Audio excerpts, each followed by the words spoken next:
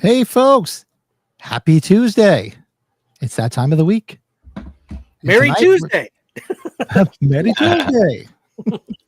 No, we say Happy Tuesday here in America. Happy tonight, Tuesday. watching Land of the Dead, 20 years. 20 years, and we're being joined by our good friend, Davey Deathray.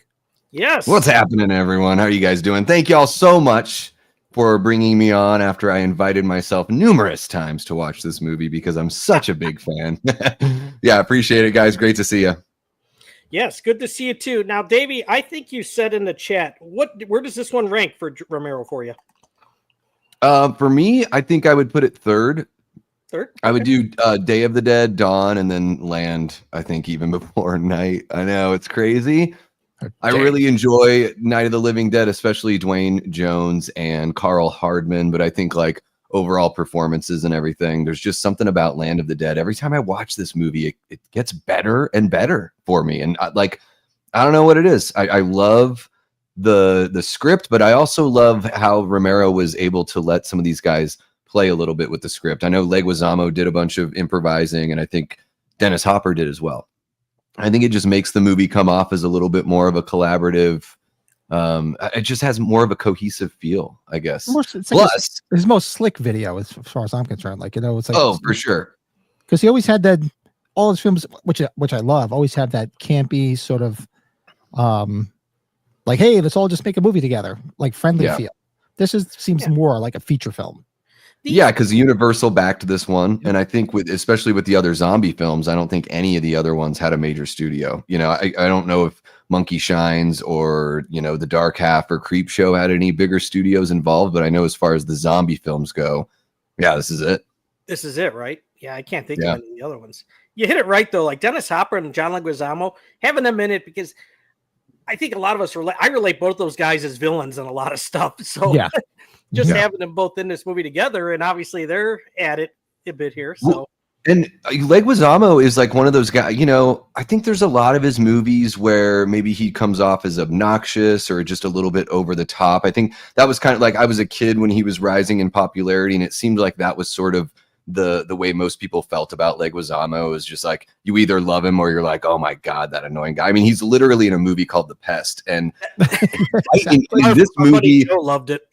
Joe's favorite film. Yeah, and I think Leguizamo's pretty good. I think here he is really good. I think like he puts in such a great performance. But Simon Baker, amazing American accent. I think the guy that plays Charlie, what's his name? Robert Joy. Really awesome performance. This movie is probably, even though Day of the Dead has some great quotes and Dawn of the Dead has a handful as well, this one, almost every line to me is like so quotable. I'm gonna gush over this movie, guys. I love this one. I don't think it's underrated. I think underrated's a little bit of an overused word, but I think this movie might be a little underappreciated. So I'm looking forward to celebrating with you guys. I'll shut up. Never really mentioned. It's usually the three. It's like the trilogy is always mentioned. This is never mentioned in the same breath, and I don't understand why. It's unfortunate. Robert Joy, you bring up Robert Joy because the next year he was the real creepo in the Hills Have Eyes remake. Oh shit! Out in that film, I'm like, where did I see this guy? Yeah, and this movie, there's a really big cast here. I think most everyone's doing a really good job with what they've got, and I think there was so much build up to this movie when it came out. It was the first of Romero's films that I got to see in the theater, and I went and saw it in Hollywood at the Cinerama. Tony Todd was at the very same screening that I was at. I did not approach him because we're just out in public. It wasn't like it wasn't a to-do. It was just people going to see the movie. So I just wanted to let him be or whatever. I was relatively disappointed the first time I watched it. My hopes were up so high. It was 2005, so I was 22. And then when I went back to school, I was living in Juneau, Alaska at the time still. And one of my buddies at college was a huge Romero fan. And I told him how disappointed I was. And we had this really amazing conversation that it kind of leads into what I try to do on YouTube, where he just sort of made me see from his perspective, like, what he saw in the film that he loved so much about the movie. And then every time when I revisited the film after that, I saw something different that I hadn't seen before. And I was so thankful that someone could eloquently like put those points to me. And then I could have like sort of a transformation on my opinion. And yeah, I think this movie is fucking awesome. This one is one where the script is flipped. We are actually rooting for the zombies. Yeah. The other movies, you're kind of rooting for the people to stay alive. The first one, Dawn of the Dead, Day of the Dead, you're rooting for the people to stay alive. This one, you're actually rooting for the zombies because they, like he says, they're just trying to find their place. They're just trying to find a place of their own. Yeah, you're rooting for a couple of the human characters. We do have our people that we really are like we're on their side. But you're right, Pat. It's one of the big points that my my friend, his name is Danelle Griffin. Danelle, if you're watching, there you go. Shout out. Danelle. He pointed out to me, he was like, it's an amazing bookend to Night of the Living Dead, because at the end of Night of the Living Dead, they see the black man, or I don't even know if they can tell if Ben is black, but they see him through the window. They think he's a zombie and they shoot him.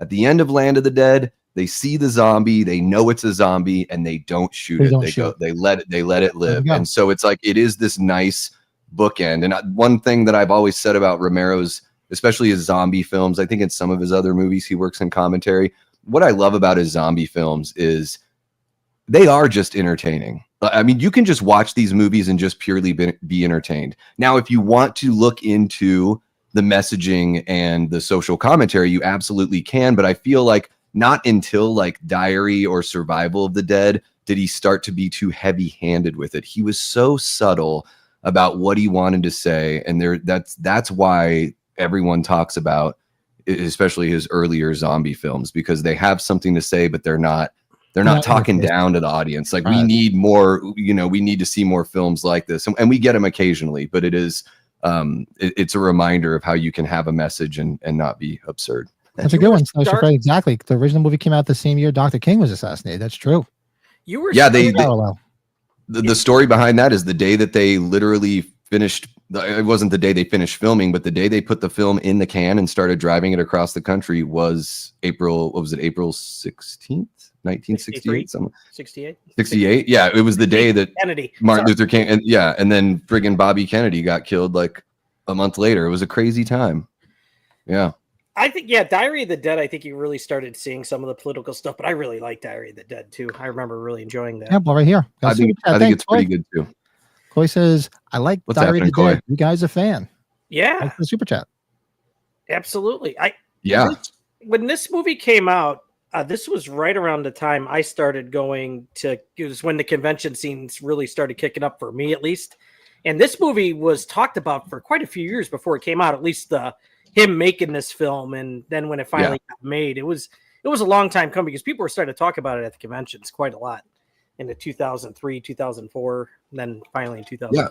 Yeah. Well, it was in development for a while. It was called Dead Reckoning originally. Yes. But Dead Reckoning was the name of like a Humphrey Bogart movie that the studio still had the rights to. So he wasn't able to get the name the rights to the name. And really what it was Dawn of the Dead, obviously the Zack Snyder remake written by James Gunn, and Shaun of the Dead. Those two movies brought zombies back in a big way, and that's what got Universal involved and really fast-tracked the production of the film. Yeah, we're going to be watching the Dawn of the Dead remake here very shortly. It's so good. It's one of the better remakes. You could put it on that list of very acceptable and good remakes. It's one of the best. It's a top 10 zombie film of all time for me, for sure. That remake. Good cast too. Yeah. Shout out to our buddy Cody, who we were just talking to in the green room. Yes, we're just talking to Mr. Cody. I'm so jealous of him hanging out in South Pasadena. The 82 with the breeze, the ocean breeze. Fuck, man. Talk about a life. Talk about a life he's got. He's a unique cat. He lives that life. Suffer Horse. Yeah. Membership. Welcome to the club, Suffer Horse. Hell yeah. Yeah, thank you for the gift, Cody. Gifting that membership. Hey, Michelle. We'll say a quick hello to everybody because I'm falling behind. Michelle. Wow. Yeah. No, I'll talk way too long. Says, hey, Davey, what's up? How's it going, Antonis? Gory's in the house. What's up? Gory. We were just chatting away with him. We're always late. You know that? Yeah. Be scared when we're on time.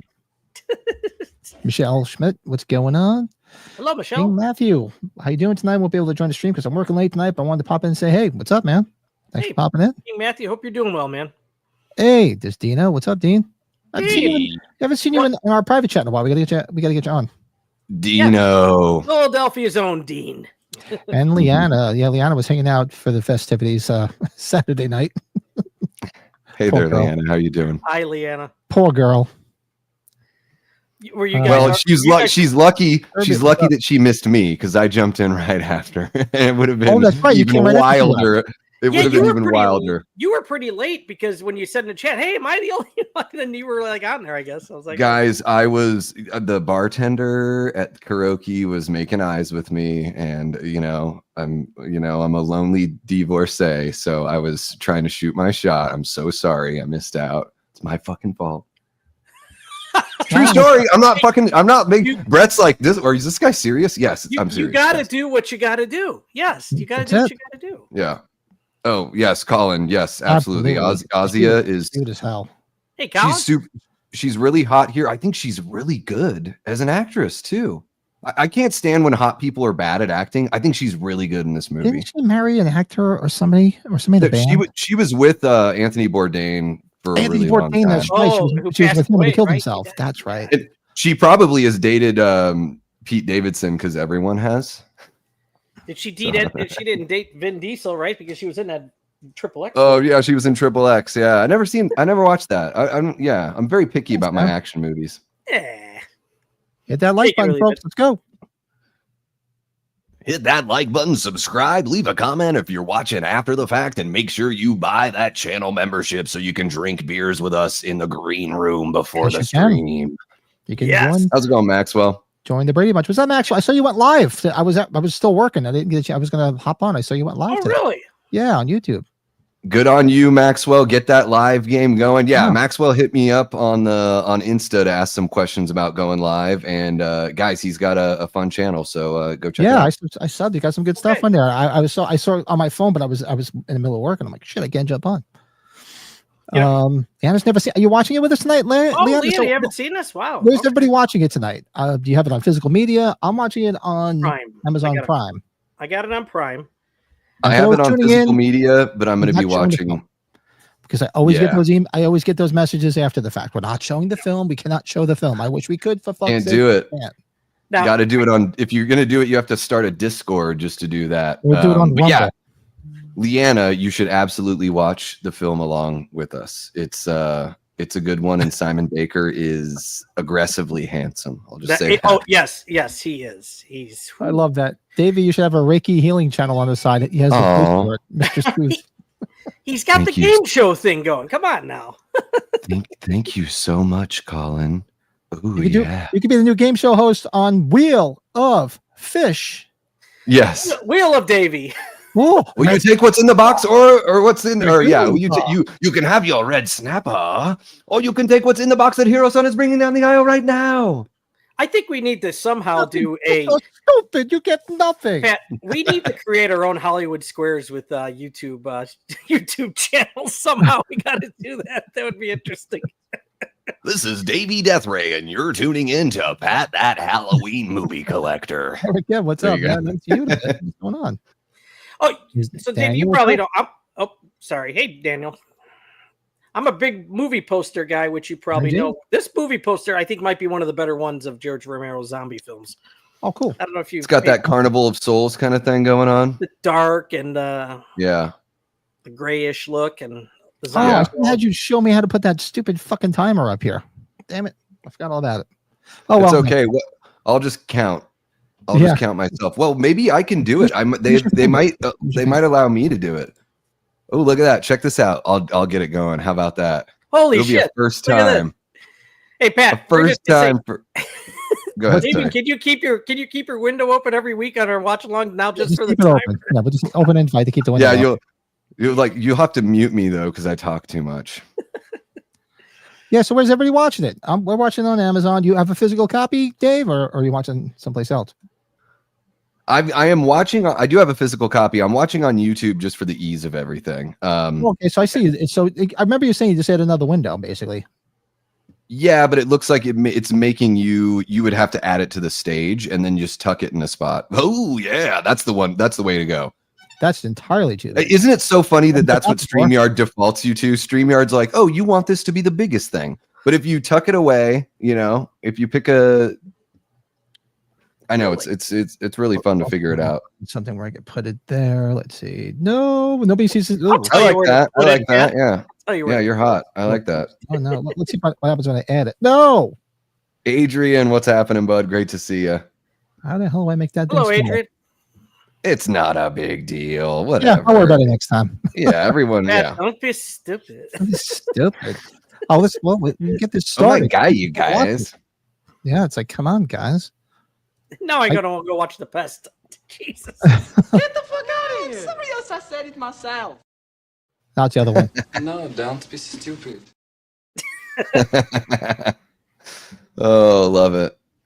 Yeah, so let's get it Uh, started. We'll do a quick yeah. countdown, and we'll chime in. I'll get it set one of these days. No, you're cool. Yeah, let's get started. So I'll do a quick countdown from. Davey's a guest. Why don't you give a countdown? All right. What do you guys usually do it from 5 or from 3? 5. And do it in the All right. soothing And waking voice. I'm at the Universal as the the What? planet moving No. You go to 0 seconds. God damn it. on Prime. Okay. I'm just whatever. I'm not really trying to tell you Don't what to be do. stupid. All right, everybody. So I'm going to count down from 5. And when I say play, you hit play. All right. And let us know in the chat if you're watching along. It Yeah, watch makes the along. game that much more fun to play. Okay. So, all right, everybody. 5, 4, 3, 2, 1, play. I got unauthorized reproduction or distribution of this copyrighted work is illegal. Criminal copy. I can't do it as fast as those people on the car commercials. Like the micro Well, they guy. speed up. They Yeah. speed up their voice. He's like, I love that they use the old Universal logo. That was something that George specifically requested to use the old one. Black and white one, right? Years, Yeah. years since I watched Yeah. it. That's awesome. I love that old intro. It says here, if you at the beginning of the film, if you listen carefully to the tuba and tambourine zombies in the town bandstand, they are playing notes from the Gonk, the music mall music. From Yeah. Dead. Okay. We'll try. I mean, that's a tough one to hear. Yeah, I've can't hear heard it while we're about watching. that. Yeah. Well, I've heard about that. I've just never really heard it when I've watched the film.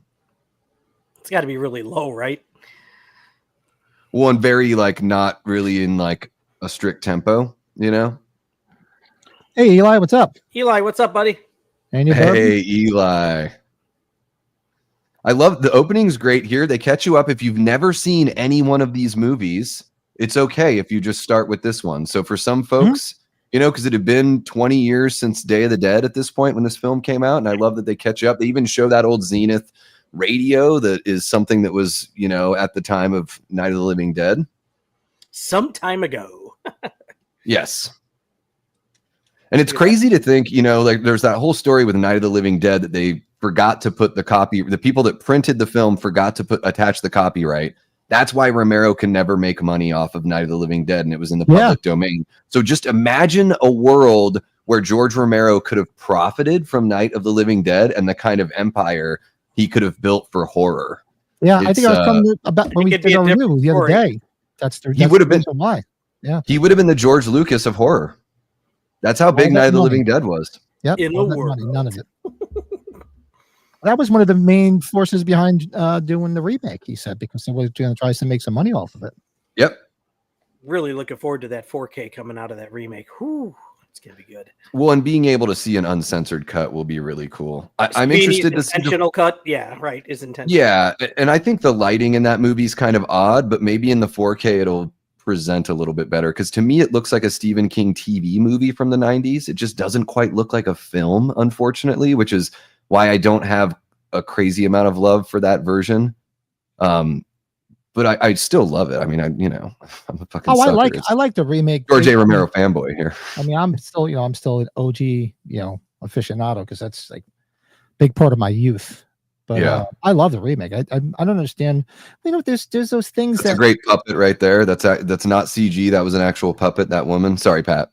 No. It's certain things that take a while to gain traction. I remember seeing The Thing in the theater, and nobody liked it, and I'm like, why?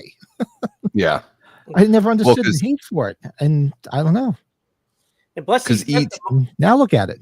He spent the money because E.T. had just come out. People were feeling more hopeful in the early '80s. By the way, the tuba there, that is not that somebody made that. That is not a trivia. That sounds nothing like the song from Dawn of the Dead. It just is. What is that? It's nothing. Come on.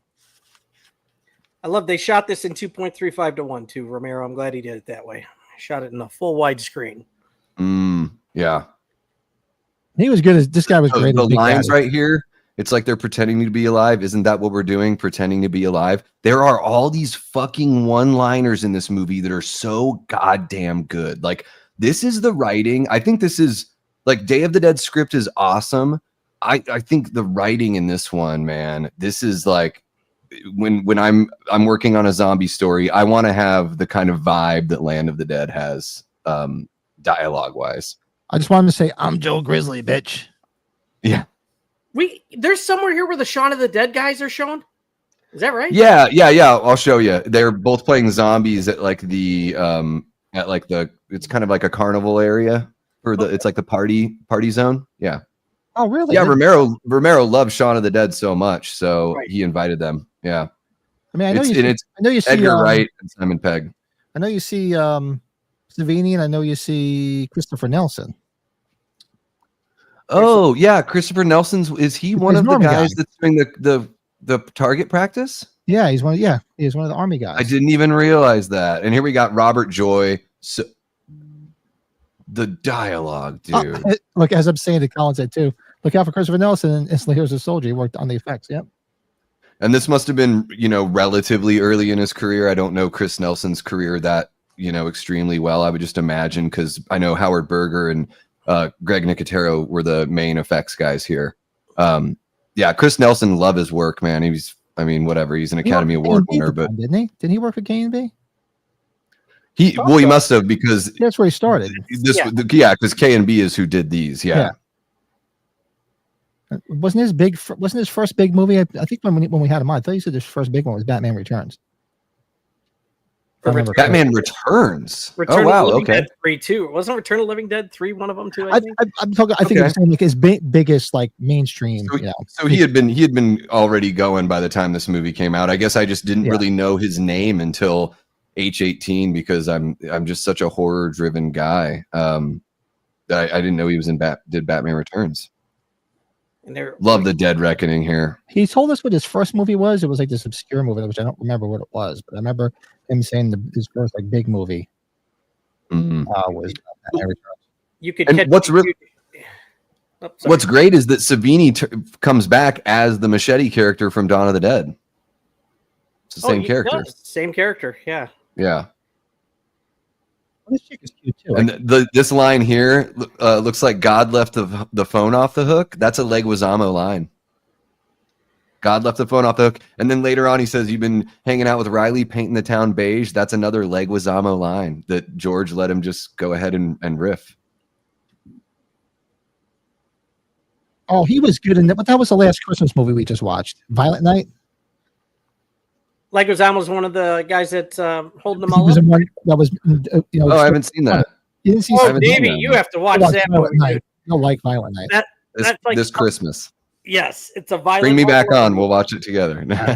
Oh yeah, we can watch that one. Absolutely. He's good in it. He's the villain in it, obviously, because he's always a villain these days. Yeah. And Blanco from the Bronx. Remember me? Sorry. You know what's really great though? Like one of the things I really appreciate about Romero's writing is you understand where everyone comes from. So even the villains, even though they're villainous, you get it. You know, it isn't this James Cameron, the way, great filmmaker, James Cameron, but the way he writes bad guys, like Billy Zane's character and the fucking xenomorphs from Aliens are like, they have the same amount of humanity. And they're just even in Avatar, the guy is literally like the devil. Like he is the worst kind of person. And I love that in a Romero film, like, whether it's Captain Rhodes or Kaufman in this film, Dennis Hopper's character, or it's Leguizamo, like you understand through the script and through the story why they feel the way they do, and you understand their motivation. Oh, really? This sounds interesting. Eli said he tried the Penelope Whiskey Cigar Blend Chapter 1. Oh, wow. Yes, cigar blends are really becoming something, Eli. I love a good cigar. I like that. That's that puppet. There's that puppet right there. How cool is that? That is a fucking well-articulated puppet there. And then Romero always talked about how he imagined that these people were just like the evolution of the biker gang from Dawn of the Dead. Like this is who they would become, I must be a zombie because when the fires go off, I'm like, wow. Oh. It's very interesting. I like that they call them walkers and they call them stenches. You never really get that in any of the other films. On Night of the Living Dead, they call them ghouls on the TV, but you don't hear the characters calling them anything. Yeah, that was weird. I like that here. They call them walkers here, and it's obviously well before The Walking Dead. But I know The Walking Dead was a cartoon. Was not cartoon. It was a comic book first. Is that around the same time that they were called walkers? And he would. I only heard the term walkers. So I started watching The Walking Dead. No, he would. So even in the Day of the Dead script, he called them walkers. In the Day of the Dead script, they just wouldn't have the characters actually use the words. Yeah, that's what I'm saying. All right, I was wondering. And I think that might be one of the reasons why in Shaun of the Dead they're like, don't use the Z word. I think it's because I think it's a little subtle hint at that you don't say zombie in a zombie movie. These are the. Did they say zombie in Zombieland? I don't think so. No. There's the great Eugene Clark. You see him at a handful of conventions. He was at Mad Monster. I didn't approach him. I've heard he is not very friendly, and so I just avoided. Yeah, he doesn't look just there to make the buck. I've heard he's like, and I've just heard this, so I don't want to get in trouble. I've heard he's especially not nice to women, unfortunately. But he had a woman working for him. Well, maybe he's shitty to her though. I don't know. I tell you what, though, if Simon Baker and John Leguizamo were there, I would have gone up and talked to him. I would have been like, "Oh, Simon Baker! Oh my gosh!" Oh. Yeah, Leguizamo did. I am so straight, so just know that before I say this. You are a beautiful man, and he has such a great American accent. For being an Australian, I think he might put on the best American accent I've ever heard. And I think at the age he's at in this film, he could have been. I can see him as a Wolverine, as a little Logan action here. For whatever reason, around this time frame, I could have gotten him mixed up with Thomas Jane around this time. I don't know why. Thomas is like this time frame. I don't think he's as tall. Yeah, I get you. Yeah, I hear you. No, I think that's pretty apropos. Maybe they're both really good actors too. I enjoy them both quite a bit. And I don't even like television, but that show, The Mentalist, that Simon Baker was on, he's good in the show. Yeah. He's good, yeah. Right? They're looking like Jordan did on the video he sent us. Oh my goodness. Saturday night. Boom. It's the EM50, urban assault vehicle. Oh no. Chris Nelson had done Kill Bill. Okay, Colin. Yeah, no. So that was right before this movie came out. Yeah, and that's a K&B movie as well. So this must have been during his K&B time, you know, because even in like Day of the Dead, I'm sure most of you guys know this, but you know, Greg Nicotero is in Day of the Dead. He has like small role as a soldier, and that's where he got his like apprenticeship underneath Savini on Day. And then later on, you know, just 2 years later, was doing you know, Evil Dead 2 with Howard Berger. Well, hell, the Halloween 5 mask is his head. Please don't talk about Halloween 5. It even looks like him. Davey, we're Halloween 5 people here, bud. Pleasure. I'm a Halloween. Are you guys Halloween Ends guys? I love Ends. Big fan. Halloween Ends. I have no problem with it. Took me a few times. I think it's out of place, but hey, I'm also a big Halloween 3 fan. It's just completely out of place. Pandemic screwed up the creative direction, I feel. In that, it sure did. It sure did. And I'm a big RZH2 fan as well. I like the different in the franchise for sure. And I love Halloween 5. I don't think it's like bad. It's just like if you have to rank them in your head, you have to rank them in your head, you know. It's something with part 5s. Part 5s are like the redheaded stepchild of most franchises. Yeah, and everyone mistakes this. Everyone says this is Bub. Like, show me some proof. Like, it kind of looks like Bub a little bit, but don't a lot of guys look like Howard Sherman? I mean, you know. Yeah, he's got. That is it just because he has the? Is it just because he has the leash kind of thing? Like, so what are we saying? Are we saying that Zombie Bub walked away and got a job? He was that successful. He got a job at a liquor store. Is that really the story we want for Bub? Like, he kills Rhodes and he goes off and works at a fucking liquor store. Come on, y'all. Super Bub. Yeah. Easy there, Zombie. Stay away from the Blantons, right, Pat? Look at him. No, just kidding. Could you imagine they knocked over all the Blantons? We'd be like Belushi. You go over here. Don't touch it. Booze. Like, yeah. I love how Leguizamo's got the little, like, his, you know, little arrows on his ankle there. And here's our first heartbreak. Yes. Like, this is when, you know, we realize that they maybe are being a little too cocky here. Yeah. You know, the humans feel a little too comfortable, but the threat is real. And, we get our first little bit of drama, you know, between Riley and Cholo. I would have kicked Leguizamo right in the dick. What are you throwing the cigars on the floor for? You asshole? No, he takes it really seriously. I love the relationship that Riley and Cholo have here. And then it never gets too crazy. Oh. But then here we go. Yeah. He's hungry. And what I love about, like, having sweet, sincere characters is something that, like, Romero does just as well as he does his villains. You know, there is heart in every single one of these movies. I think that's why he really resonates with me as a writer and a director. And you know, I think up until this movie, he was editing all of the zombie films himself too. So, like, I love John Carpenter, and I think Wes Craven is great. I think ultimately George A. Romero is probably my favorite horror director, just because of this, like, world that he's crafted, you know. Oh, forgot he shot himself. Hey, John, what's up? Yeah. Oh, you're a little bit behind us, Brett. No, the fucking Amazon. Goddamn Amazon. Behind us too. Do you know the name of the cemetery where Romero is buried? Cemetery where I don't think that I do. No.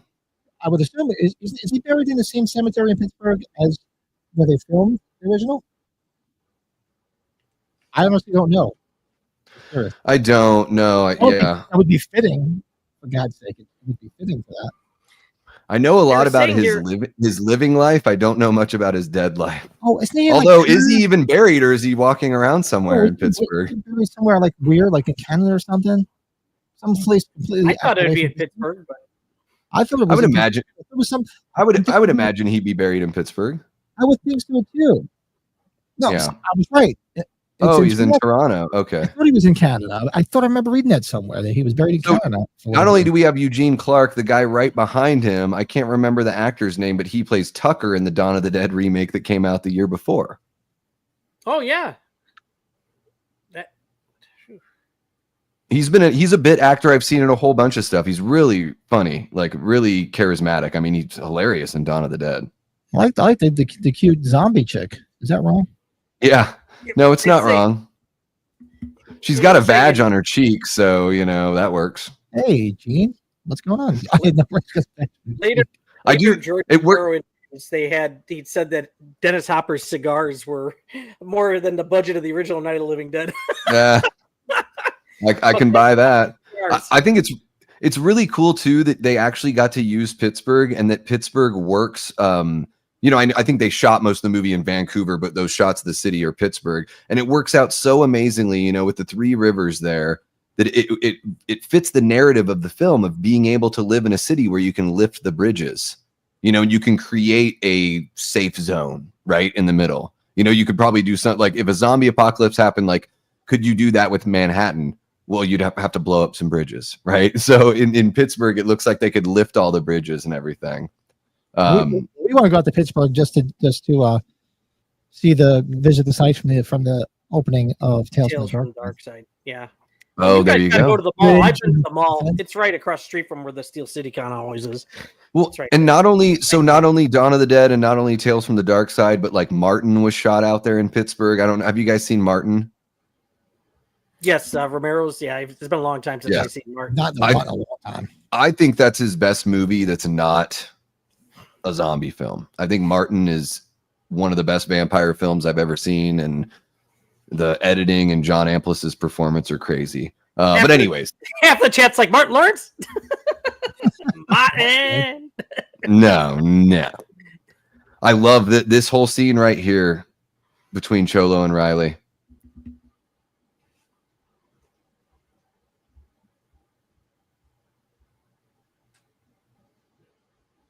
Like I don't know what it is, man. The tension and the rat-a-tat, the rhythm. I'm a big like rhythm and cadence guy. I don't know if that comes from like the musical side, but I love being able to feel like a beat and feeling suspension and tension within a scene. And I know there's different ways that you can build tension within a film. You can have a chase scene or whatever. I think sometimes you can build that just with the beats that are between dialogue. Mm-hmm. And it builds in this like kind of quiet way you don't even really realize. But goddamn, Simon Baker's so good in this movie. I would so be looking for liquor and cigars. Sorry.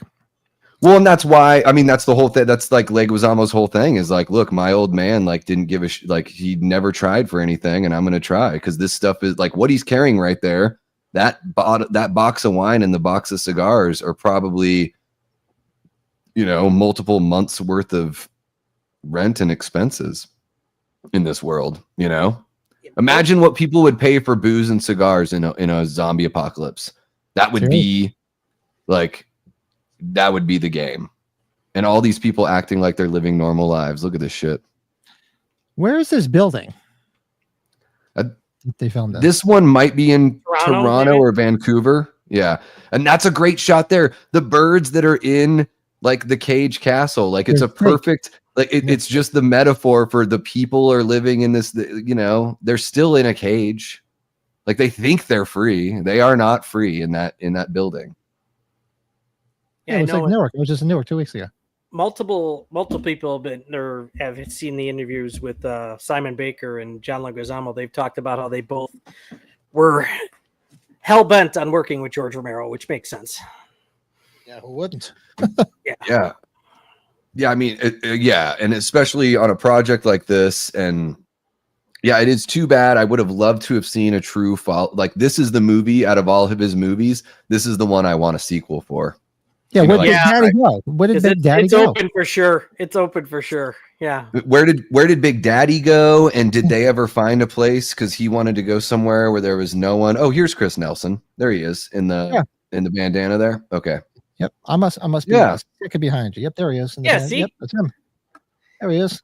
You were behind. I thought you were.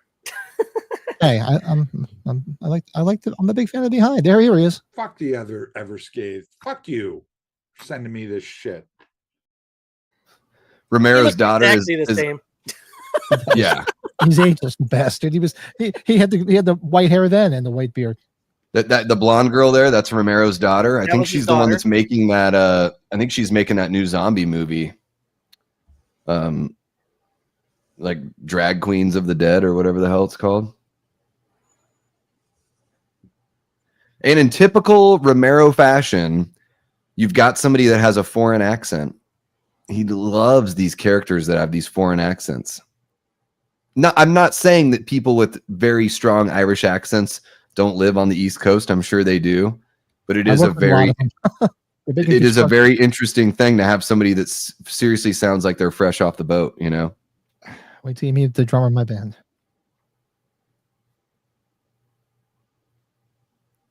Mulligan. So guys, for all you guys in the chat, like who is watching the movie? Will you let us know? I must have missed it. Yeah. State your name. State your name.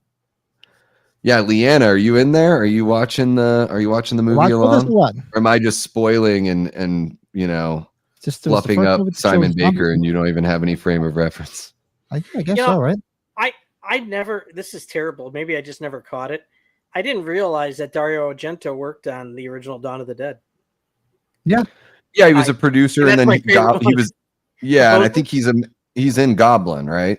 So I think Goblin is his band. Wow.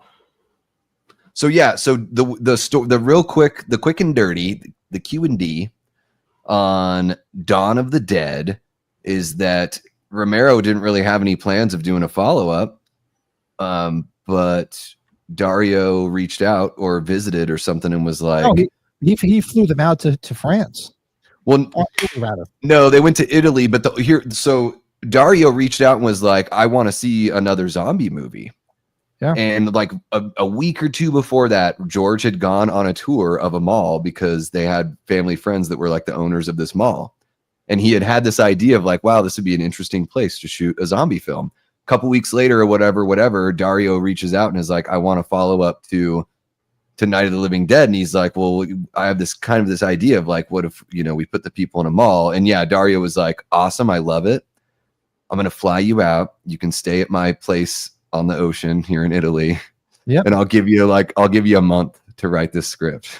It's like, I forget what documentary I watched, and I remember them talking to his wife, and his wife was saying it was great. They're out to dinner, and they're like, we don't speak any of the language. We're trying to understand what he's saying, so they're like an interpreter. They said it was great. He was really good to them, really good. Yeah, and then the great thing is that the whole thing was Romero was like, I want my cut to be the theatrical cut. So I know there is an extended cut of Dawn of the Dead. A lot of people misinterpret the extended cut as being the director's cut, but the version that is the theatrical is Romero's cut.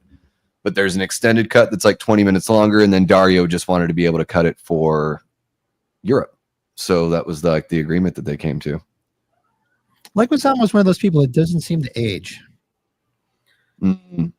He looks the same here as he did in that Violent Night movie that we watched last year. Yeah, I think sometimes if you're relatively short, it's really good for aging. Yeah. He looks, and he doesn't look very tall to me, right? My brother's 6 years older than me, and I look younger than him. I think he was really effective with all that makeup on in the Spawn movie. What was that character's name in the Spawn movie? Oh, the Violator? Yeah, the clown, right? Yeah. Oh god. Yeah, it's weird, and sometimes it's just genes, right? Like I met multiple people at the convention this weekend. One of the people I met, we like follow each other on social media, and I said something about like my age, and she was like, "Oh my god, I'm like 35, and I've been calling you a kid." And I was like, "Yeah, I'm 43." Okay, and she's like, "No, you aren't." And I'm like, "Most people don't believe it. It's true. It's terrible. I know. I know." True. I'll blame you. I say I'm 53. People like 63. I'm like, no. I said 53. Like 63? No. 83? What would be funny is if they just kept on raising it.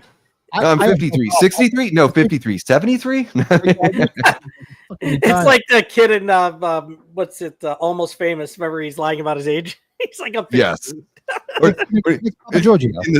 In the Simpsons, when Mr. Burns is like, "Simpson, do you have any idea how old I am?" And Homer's like, "I don't know. Aren't you?"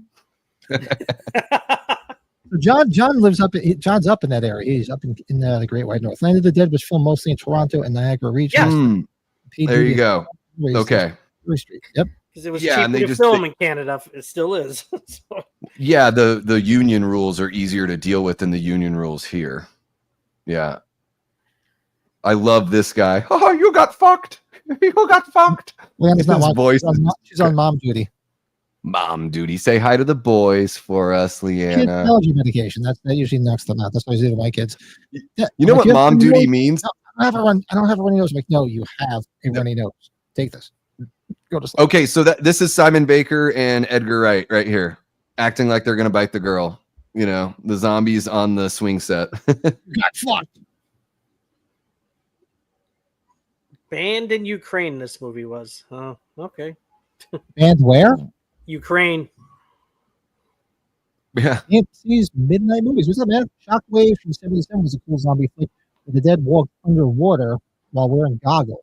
Oh, I've never seen Shockwaves. Ooh, we got some boobage. Okay, I'm into that. I like those. That's very nice. Very nice. Well, and even that, I saw that Slasher Fred had said that, but really, you know, Slasher Fred, the zombies walking in the water, it is inspired by Carnival of Souls, and I know that's more of like ghostly apparitions in that film, but it's directly it's a complete homage to Carnival of Souls. It's an homage to Carnival of Souls, like you were saying. Yeah. Yeah, which I think is I think Carnival of Souls is pretty damn good. I've seen people rip on it. I think for what it is, yeah, maybe it could have just been an episode of Twilight Zone. One of my favorite shows of all time, but I do enjoy Carnival of Souls for what it is and when it came out. We should do a Twilight Zone stream on that. I think it's important. I really do like one of the things that Dave McCrae talks about, over and over again, and one of the things he talks about that I very much agree with is that when you experience an older film, you got to do your best to put yourself back in that time. Exactly. You're doing a disservice to the art and the work if you don't. You know, she is just too cute. Yeah. So the one guy is named Chihuahua, right? And this is what do they call it? What do they call it? Well, Cholo is John Leguizamo. This guy, did they actually name him, or they call him the Little Man? I can't remember. I think what they call him the Little Man. I just saw. Another great thing with Romero is Romero would cast all these different kinds. There's something about his movies feel like comic book movies before we had comic book movies that were really, you know what I mean? There's something about the way he would cast people, and that it really just was, fuck it, let's just get wild, you know? I mean, I'm sure you guys know this. A lot of people don't know this, and whenever they talk about Night of the Living Dead, they talk about the racial implications. But, you know, when Dwayne Jones got that job, the character is not written as a black man in Night of the Living Dead. Romero gave Dwayne Jones the job because he auditioned the best. Yeah, exactly. The character did not have a race attached to him. No. And so it truly is it's the case of the artist creates the art, and then the audience creates the interpretation. It's a beautiful thing, and it's one of the things that I think is like, I would love to see filmmaking get back to just, instead of doing things for the sake of checking boxes, just hiring the best people. It's like a much and the best people are going to be women and not white, probably half of the time, if not more. There's a lot of us white fuckers out here. The scary thing about this too is, like, for those that never seen what Dario Argento looks like, she must have been adopted.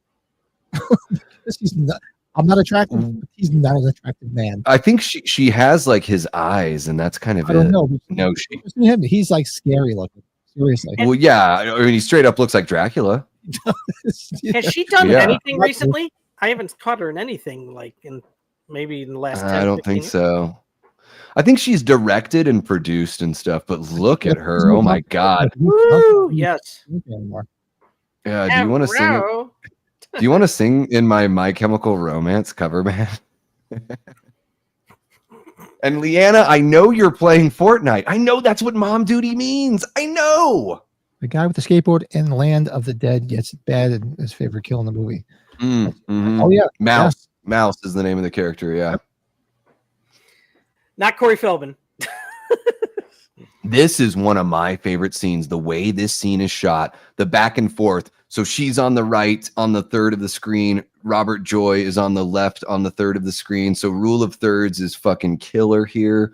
Everyone's getting to know each other, going back and forth between Riley and her. This is the shit that gets my pants tight, people. Like, hey, I love a good edit and a good camera placement. It's cute though. Hey, yeah. I don't care about these people's personal lives. I just like, yeah. Lord knows if these guys here on screen know me, I'm a fucking weirdo. It's a good blend. Well, that's why we're all those two shots right there. Oh my god.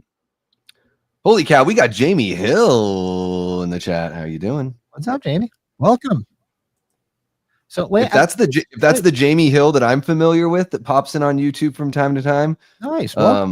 She is she's an actress that was in Skinamarink. Oh, that's Pat's favorite, one of his favorite movies from the last 2 years. No comment. What? So timestamp is 32 minutes and 27 seconds. That's what I got. What do you guys got? Because if you guys are a couple seconds ahead. 32:30 right now. There you go, Jamie. Thank you so much for joining us. 3 seconds. Yeah, thanks for popping in. Jamie, are you a fan of Land of the Dead by George Romero?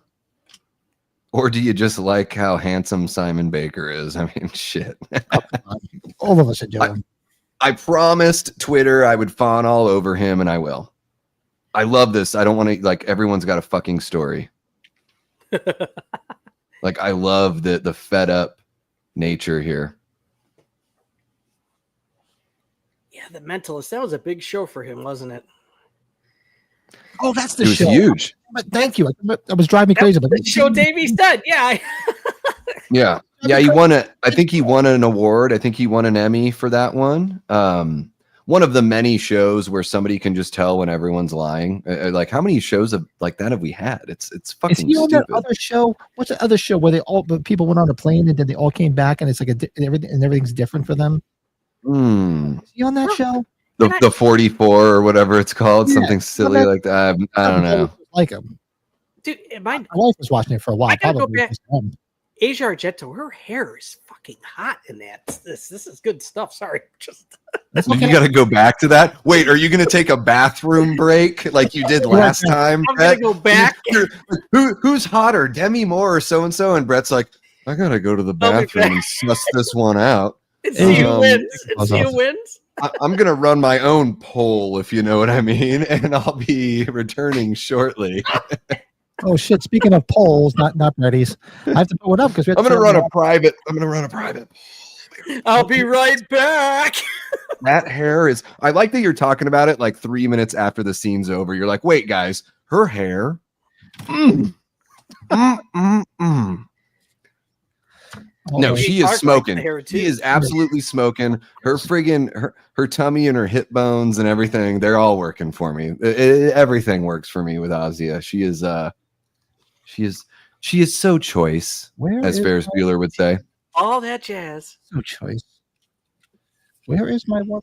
I'm missing a page. Yeah, Brett will blame it on a dog emergency. No, one of my kids woke up and I had to sing him a lullaby. Yeah, that's what happened. Where's the sheet with July on it, Brett? I can't. My expense. Deanna, I drank too much with Pat and Jordan before you got on. That was the problem. Where is? Yeah, this is my expense report, but that's your TPS reports. To get my money back from work.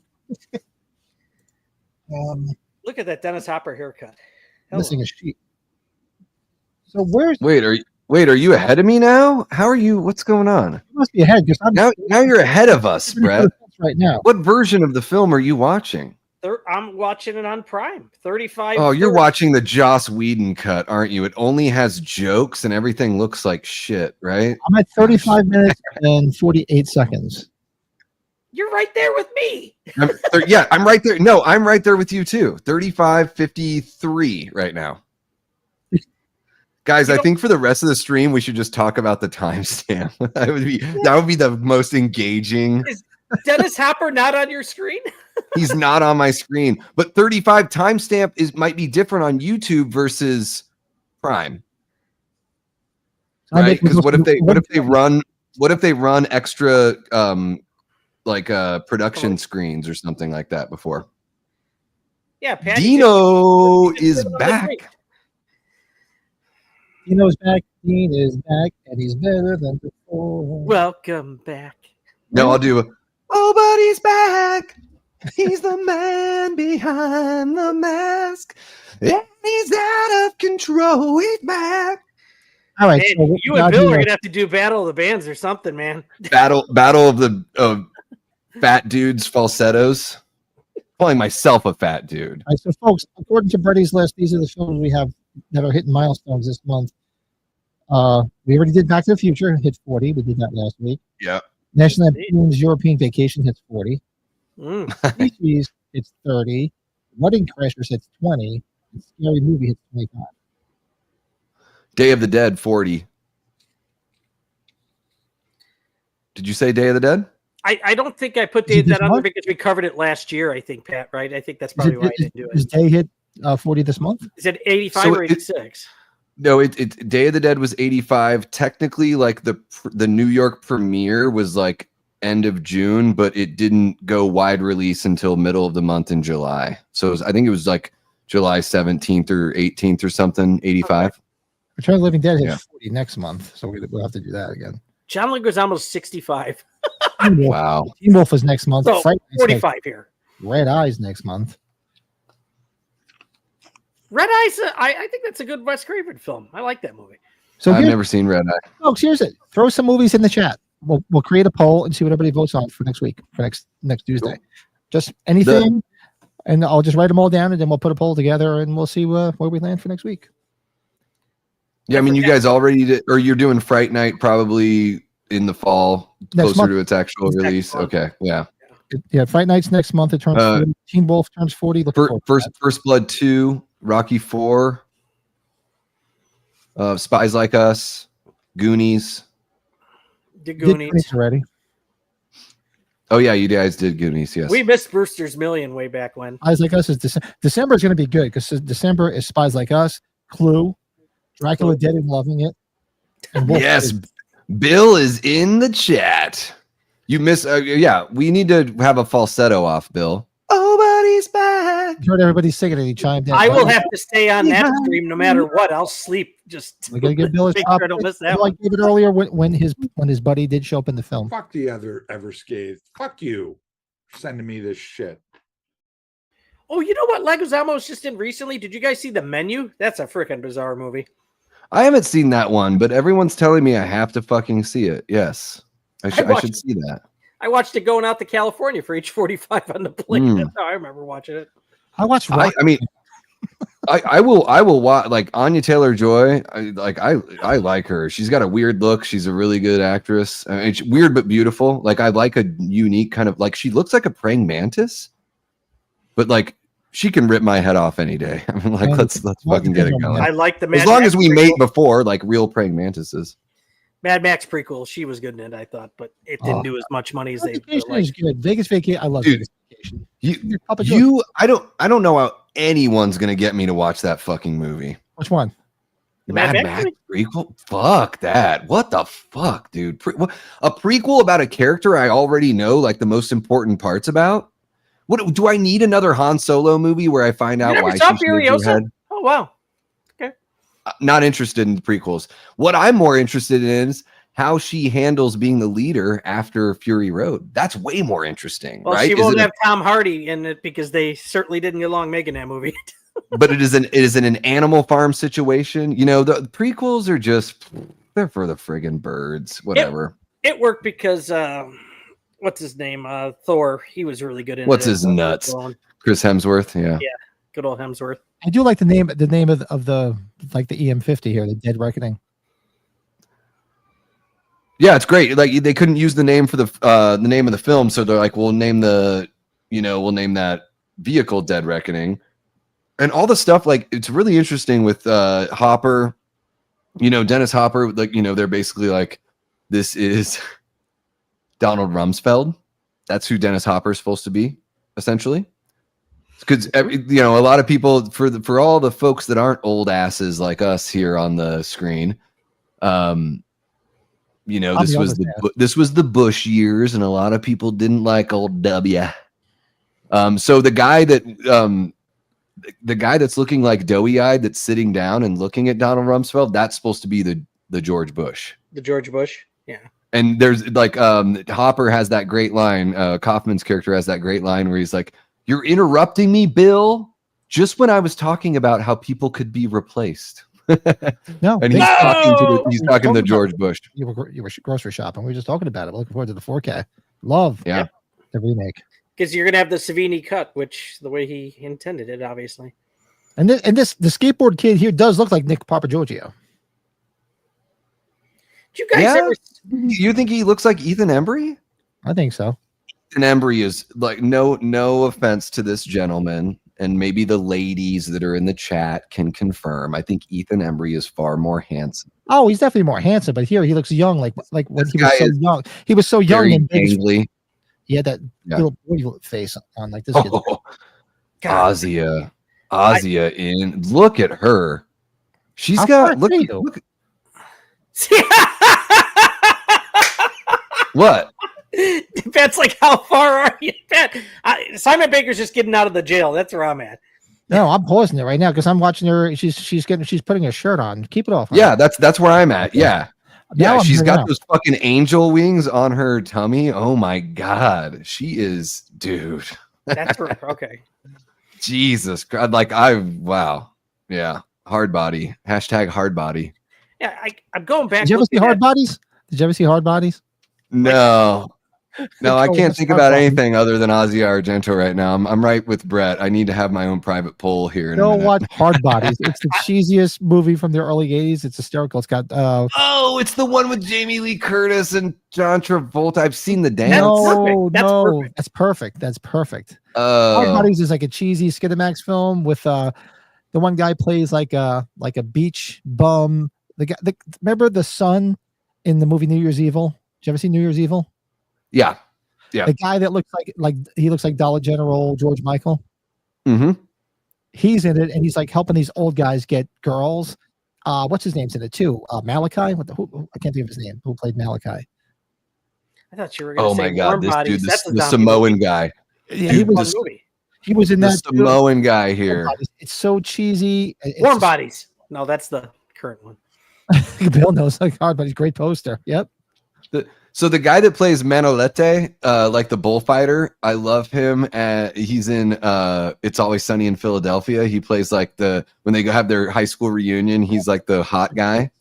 And I love the Samoan guy. And, I don't know if you guys have big Samoan populations where you are, but where I grew up in Juneau, Alaska, there's a big Filipino population and obviously a big Native American population, but Samoans as well.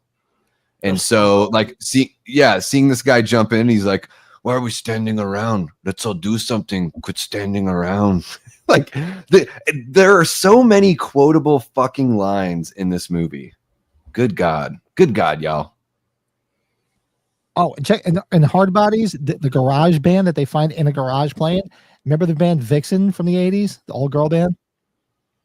Mm-mm. You don't remember Vixen, Mama? That fucking old. Come on, people. 63? What's that? 63? Feels like 63. 73? 102? Seriously. Brett's already asleep. Yep, I'm done. Look at him. He's sleeping. Man, I'm looking up John Leguizamo's filmography. Did you guys ever see the movie with the food truck with him and Jon Favreau? That's a good movie. Oh, I've heard about that one. Oh no, I've heard about it, but I've not seen it. He was good. Called Chef? Chef, yeah. He was good. Yeah. See, I know the names of movies I've never seen. I get a lot of shit for the movies for not having seen a lot of movies, and admittedly, I give myself a lot of shit about it too. However, I do want everyone to know I really am a creature of comfort. And that's why the movies that I do love and talk about, I can talk about like a crazy ass nerd because I rewatch and rewatch and rewatch. I might have some sort of compulsive behavior in that fashion.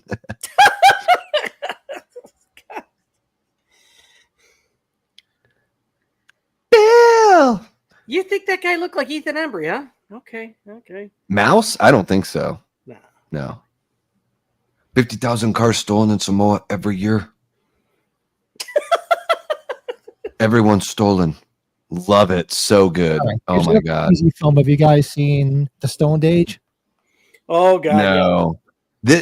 I love this whole thing where the catching the light, putting the spit on the end of the sight. Oh my God. Sorry. So, Brett, you saw The Stoned Age? Oh yeah. Remember through the whole thing they're talking about the one guy. Don't mess with the one guy, man. Look at that. Look what he did to that Samoan dude. Remember, because they kept seeing this. He kept talking about the one guy who was beating everybody up. He's like, "Oh man, don't fuck with him. Look what he did with the Samoan guy." Dude, in the town that I grew up, the Samoan people. Oh my, dude, they are like thick and muscular. They are like you want them on the football team. Like you want them playing sports with you. These people, and they're all Mormon.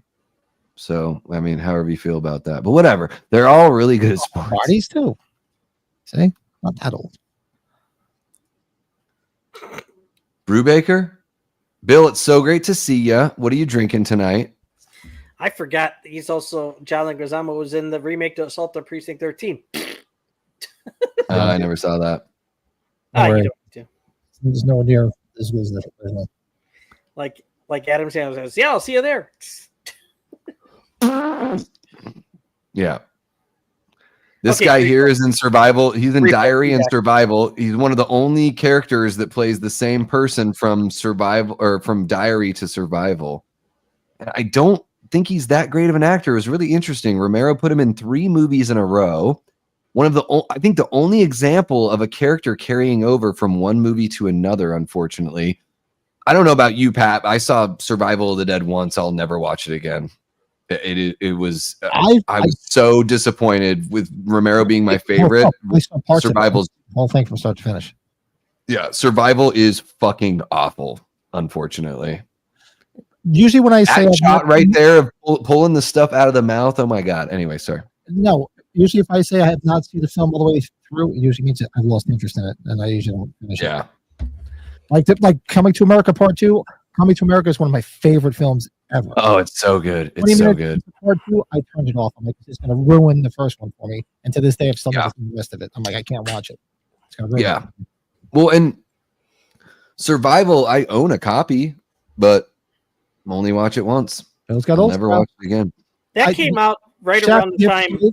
Who did his whiskey tasting? I did see his whiskey tasting video. It was uncorking. Eddie Murphy did that Dolomite movie right around that time a lot better. Dolomite was good.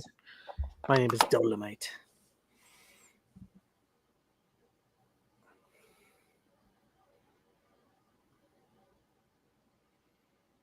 Here's an unfortunate CG shot, but it's kind of fun anyways. The shot through the chest that goes through the forehead. That's awesome. When he flips his head back, I love that. Yeah. I like they call this car the Woody. It's basically it's the Griswold mobile, family truckster. Metallic P? No, Antarctic Blue. What? You didn't know the Metallic P? I mean, if you want the sports, the family truckster is a damn fine automobile. Yeah, Mr. Griswold's car back here. Yeah. Like smash. Bring it on back here. Ed, do I look like a fool? Makeup of Robert Joy is awesome too. Good job in the makeup. Yes. And I love that, there's a moment I think we've already passed it when they're in the prison and they're getting their guns and everything, and they're making fun of him for being like kind of slow. And because he's like, this one fires like 22 rounds per second. And he's like, I don't normally need that many. And they make fun of him for that. And there's another moment too where they're, she's basically, I think it might be Ozzy's character that's like, you keep him around, like you keep him safe. And he's like, well, he saved my life. Fair trade. So really sweet. Like, I love Charlie and Riley's relationship here in this film. This movie, out of all of the Dead films, I think it has like the best and most well-defined relationships. Peter and Roger are great in Dawn of the Dead. You needed to take our clothes off later. You definitely needed take your clothes off. Like this was easily his biggest budget film. It would have been nice if we would have gotten another one with this size budget, like have a follow up to this, like we were saying, Davey. Yeah, I think a sequel to this film. So it was like so slick. It was so much. It looks visually different from most of Romero films.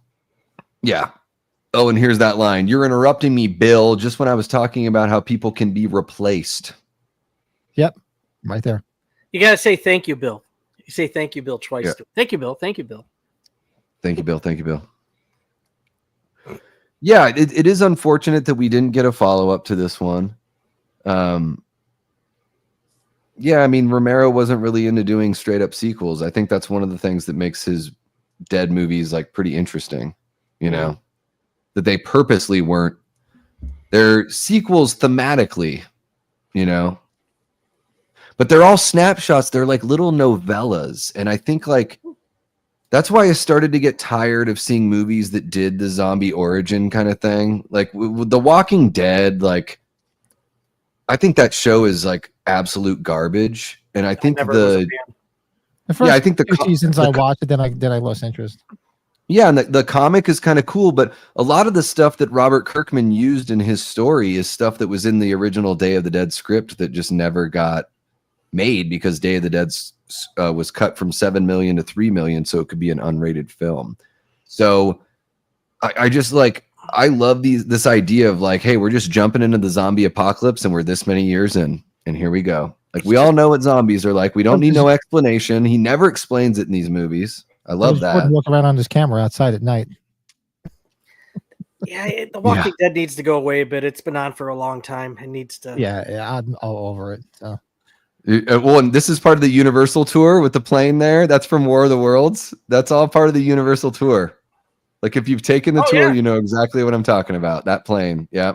Desperate Housewives' house is right around the corner, as is the Griswold's house from fucking Christmas Vacation.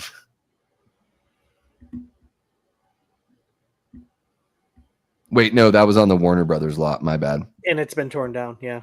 They tore it down just last year, I think, has got torn down in the Warner Brothers area. John says many of the horror / sci-fi movies you have on your program are made in Canada. The U.S. dollar goes a lot further here, and there are government grants available if the movie is produced in Canada. Yeah, that's why nobody films anything in California anymore. It's too fucking expensive. Super Troopers in Canada. the unions out here are much more expensive too. Yeah. Well, we're seeing a lot more stuff in like the Georgia, North Carolina areas. Obviously, Southeast. Georgia's doing a ton. Well, they priced themselves out of the market, so they can't complain. Unfortunately, even Chris Nelson said there's nothing. He's like, nothing's filmed out here anymore. Nothing. Every time he's on a film, he's always traveling. Yeah, Los Angeles is like it's dying. Those fires didn't help either. Why is the fire so big, Gus? Look at Charlie right there, 3rd-degree burns. Yeah, I love that. Charlie he keeps on reusing that phrase, that little like he's like, the fire was bad, just look at me, you can tell it was bad. But he uses like that kind of phrasing multiple times. They're like, these characters have these tics, they're really well defined. I think that's like a strength of Romero's writing as well.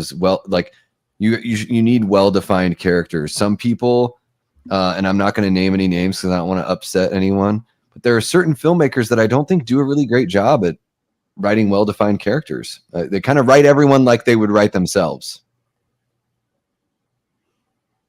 Oh, it's just feast time. That's it. John Wayne Gacy and everyone else. John Wayne Gacy, that's right. Look at him. I saw it, Bill. I did not read what it's going to be. Yeah. Charlie Band coming back to flashback. It'll be fun. Good old Charlie Band. Oh, of course not, because there's money involved. I want to do that. Yeah, Tariff War. Yeah. This is everybody drunk at my house on Ringstock, waiting to see which drunk is going to jump in the pool first. One leap from the lion's head, and there he goes into the water. He's the first drunk that's going to jump in the pool at 1:00 in the morning. Let's see who does it. Oh, I'll do that shit. I will be that guy. Naked and afraid.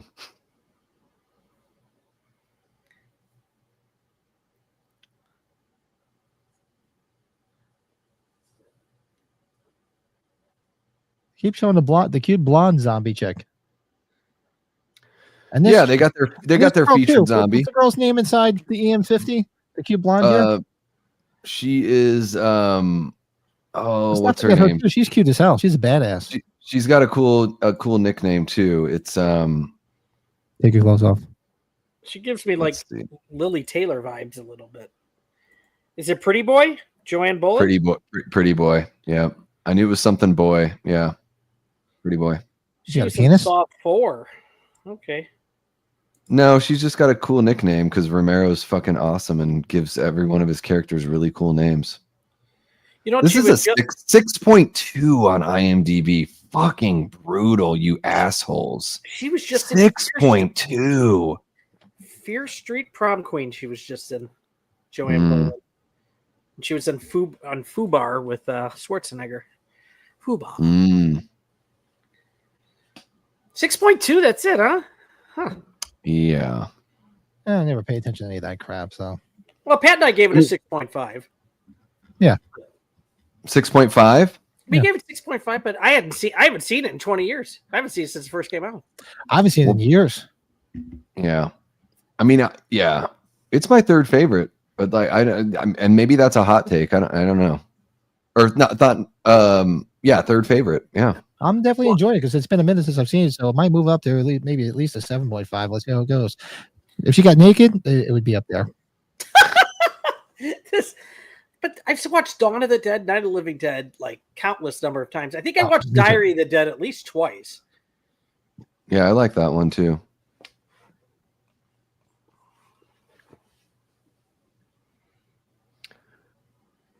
Yeah, I don't know. There's just something about this movie. My friend Danelle, like earlier in the stream, for anyone that joined, after the very beginning, like my friend Danelle, who I went to college with in Juneau, he was like, so this is 2005 when this comes out, and he was like, he was like, I think there's some kind of a little bit of a metaphor for like September 11th, like the zombies.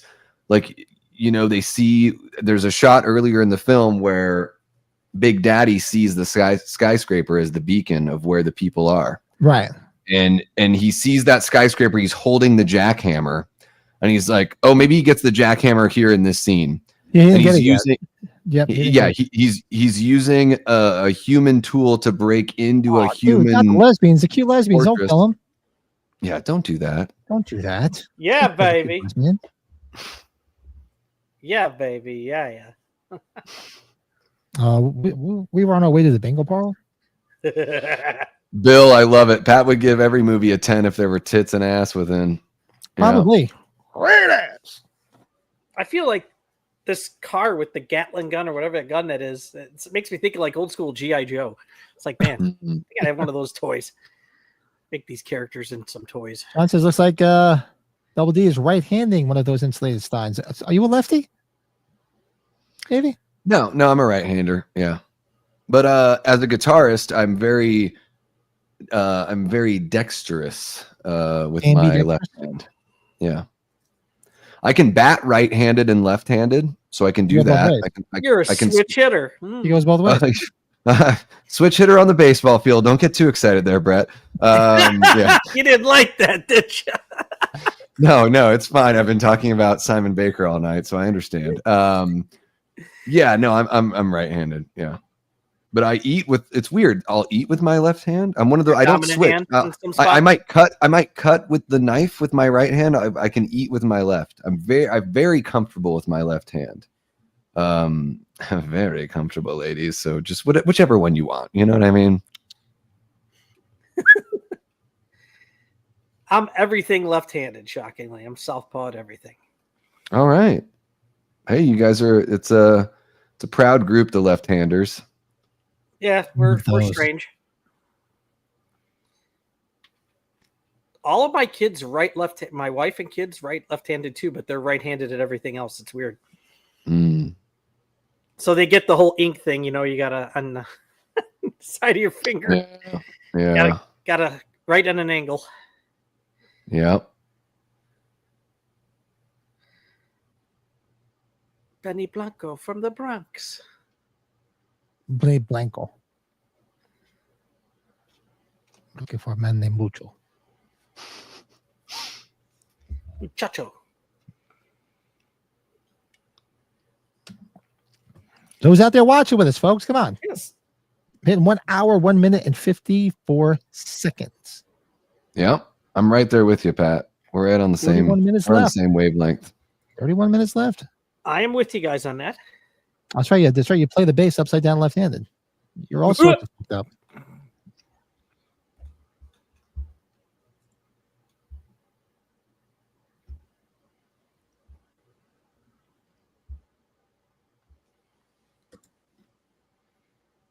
Look at that. Great shot. I love Big Daddy is like coaching. He's like, no. You want the gun. You want to shoot this bitch. Yeah. Get it. And no, you want to raise it up there and then blow his dick off. There you go. You got him. Look at that. Big Daddy gives the cute blonde zombie a gun. Now, maybe I'm not thinking of a movie. Did they ever make a movie? Anybody ever make a movie where the zombies were used as soldiers? That's in the original Day of the Dead script. Yeah. That would be total ideal. Yeah. In the original Day of the Dead script, they have zombies that wear they have like orange vests and they go out with the human soldiers. You just got his arm cut off at that part? Yeah, they carry guns. The cleaver, and because he's about to throw the grenade. I didn't know that, Davey, that was part of the original. Wow, okay. Yeah. The original script is really good. It's definitely worth reading. There's a lot of stuff going on there that's much more in depth and more complicated than what was in the film. Ultimately, he was kind of like what you hear about Robert Englund, like meeting him at conventions. It takes a long time. George Romero was just like that. He gave you all the time in the world. He was a very friendly person to meet. It's happy to meet him twice, shockingly. Wow. John says, what are Davey's thoughts on the walkers and I Am Legend being CGI versus being real life actors? Yeah, I don't think about it too much because I Am Legend is to me, that's just a, blockbuster popcorn movie. So, I mean, I know that the original book is pretty much what George based Night of the Living Dead off of. It was a big inspiration for that. But the way that I feel about CGI versus practical is I think they both belong. And I think it just depends on the kind of movie you're trying to make, for sure. I would prefer practical effects, but I think that in this film in Day of the Dead or in Land of the Dead, there are some shots that are totally CG, but also right here, that's a CG shot of this zombie getting his head blown off. But there are shots that are practical effects, but they went back in and they added blood and change the color of the blood with computer effects. So I think a healthy marriage of the two is the way to go. They look a little silly in I Am Legend from what I remember, but I think they're supposed to not really look human. So yeah, I don't think much about I Am Legend. I love this here. Dennis Hopper just blowing this guy's brains out here.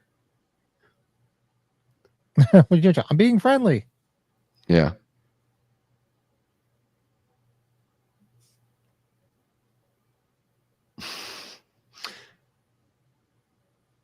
This line here. I just did something I might not have done otherwise. Exactly. He pulled a mist. Yeah.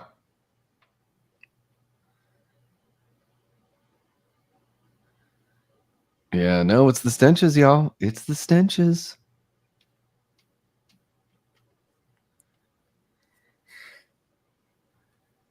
Yeah, this movie isn't that long when you think about it. It's just over an hour and a half. Oh, this movie cooks. It moves really quickly. It does. There's no downtime. There's no downtime. Yeah.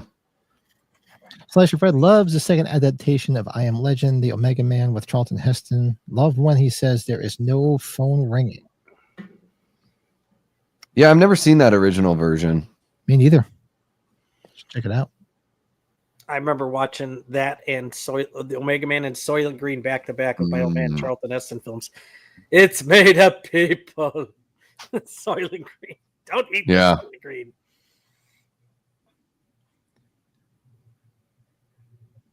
Pat, you probably saw Soylent Green. Yeah, when I was a kid. Years ago.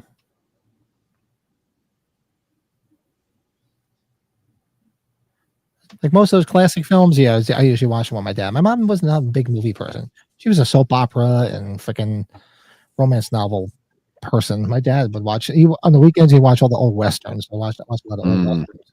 He loved the westerns. People.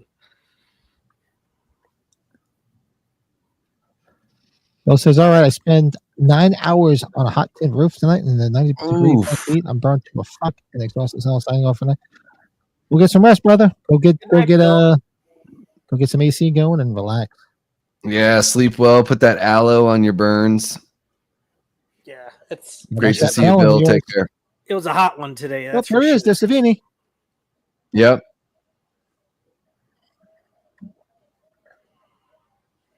You know who Robert Joy makes me think of, Pat? Our buddy from Night Court, the judge, the thief from Cheers. What's that guy's name? The guy that died. The actor's name. Harry something. Yeah. For some reason I'm thinking of him. Yeah, he does. He does. Harry died way too young. Yeah, he died really young. What the fuck? Jesus Christ. Wow. Harry Anderson. Harry Anderson, thank you. I'm like, it's gonna drive me crazy. There's Cody. Harry Anderson. Yes, thank you. Now the Night Court music hits. All right, I'm gonna scooch out and use the facilities, and I'll be back for the entire finale. Because I think when you come back, I'm going to do it. All right. Nobody threw any movies in the chat. All right. So, what should we throw on the poll? That doesn't sound good.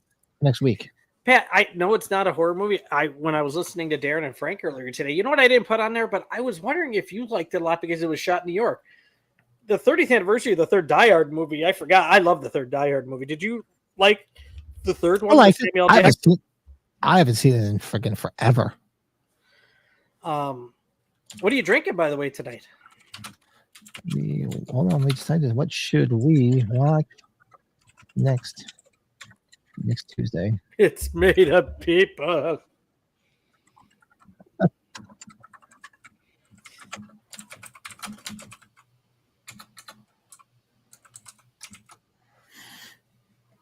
I'm drinking the same thing from the other night, the hazy beer hug from Goose Island. Oh, the Facci cinema people are alive at the same time as us. So we're gonna do what Die Hard 3? Die Hard with a Vengeance. Yeah, that's. What else did we have that we didn't cover? Was there another horror one that was on our list last time? Species. Oh. Yeah, did we have Species? Did we have a De Palma film in there? No. Something about 85? Dress to Kill. Was it Dress to Kill? I thought that was before 85. I have it written down here, but I don't know why. Wasn't Dress to Kill earlier than 85? What was Body Double? Body Double, but that was 86, wasn't it? Body Double, I think, is 84. 84? Let's throw Body Double on there. Fuck it. There you go. I haven't watched it in a while. I wouldn't mind saying it. Oh, God. I got Die Hard 3, Body Double. What else?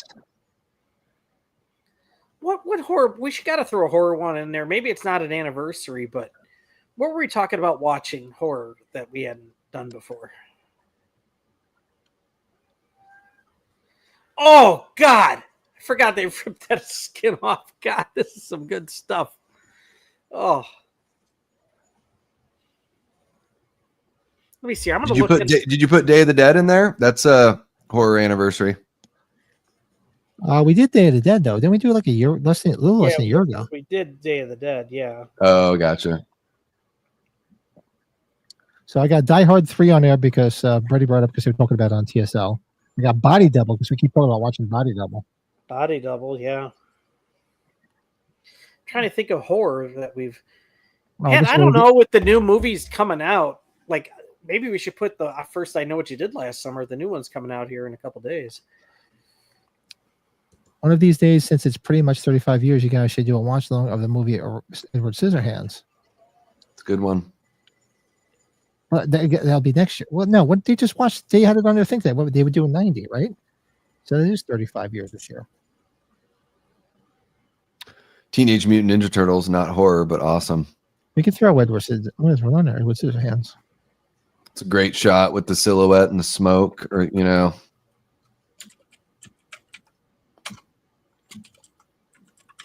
Yeah, Cody, I really do like William Sadler as well. He's one of my favorite. Okay, what's actors. one more we can throw in there? Much love. Yeah, That first episode.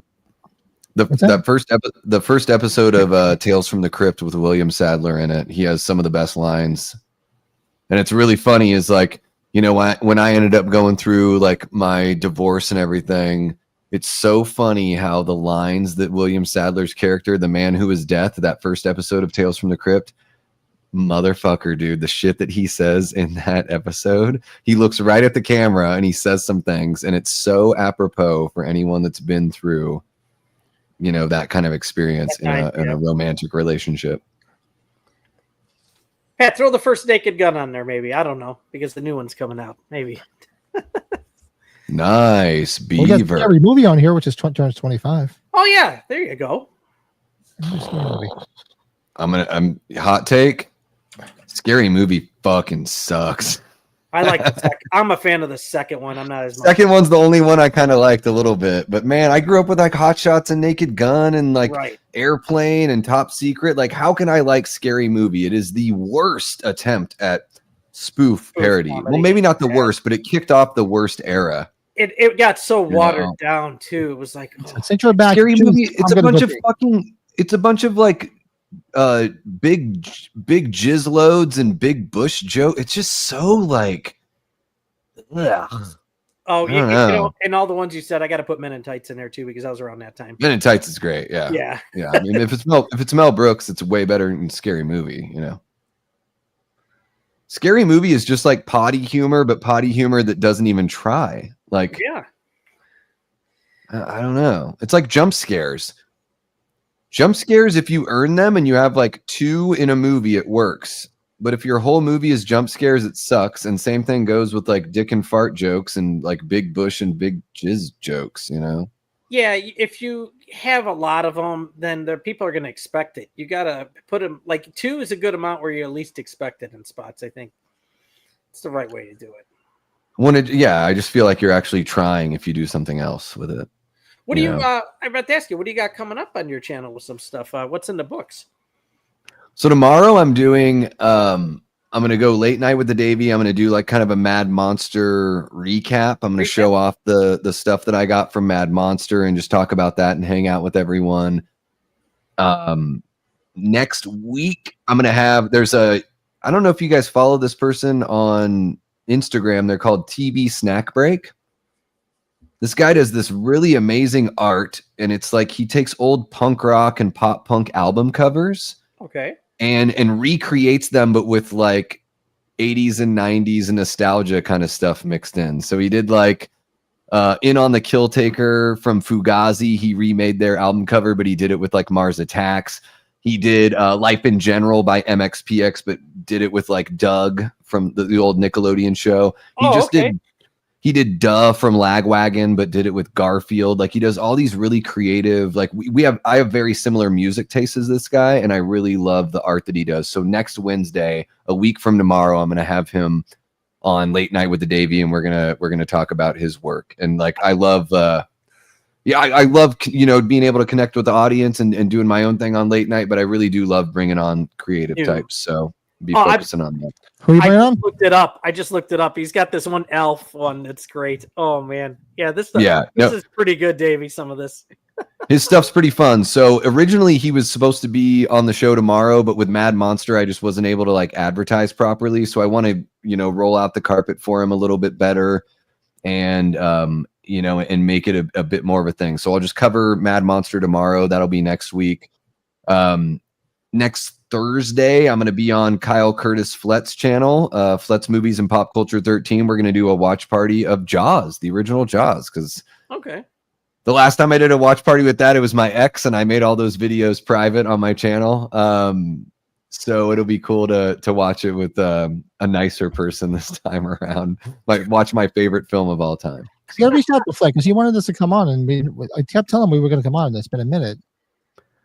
You know, it's tough. It's like I would love to do collabs every week. I would love to do, multiple collabs every week, but it's like, we all have our own kind of direction and compass that we want to take our channels on, and and we have to prioritize what we want first, of course, and then we have other stuff going on in our lives. So like the way I think about that stuff is like, you do have to find the time and let people know that you're truly interested in doing those things, even if they can't happen right away. But I try to be as accommodating and play well with others as best I can.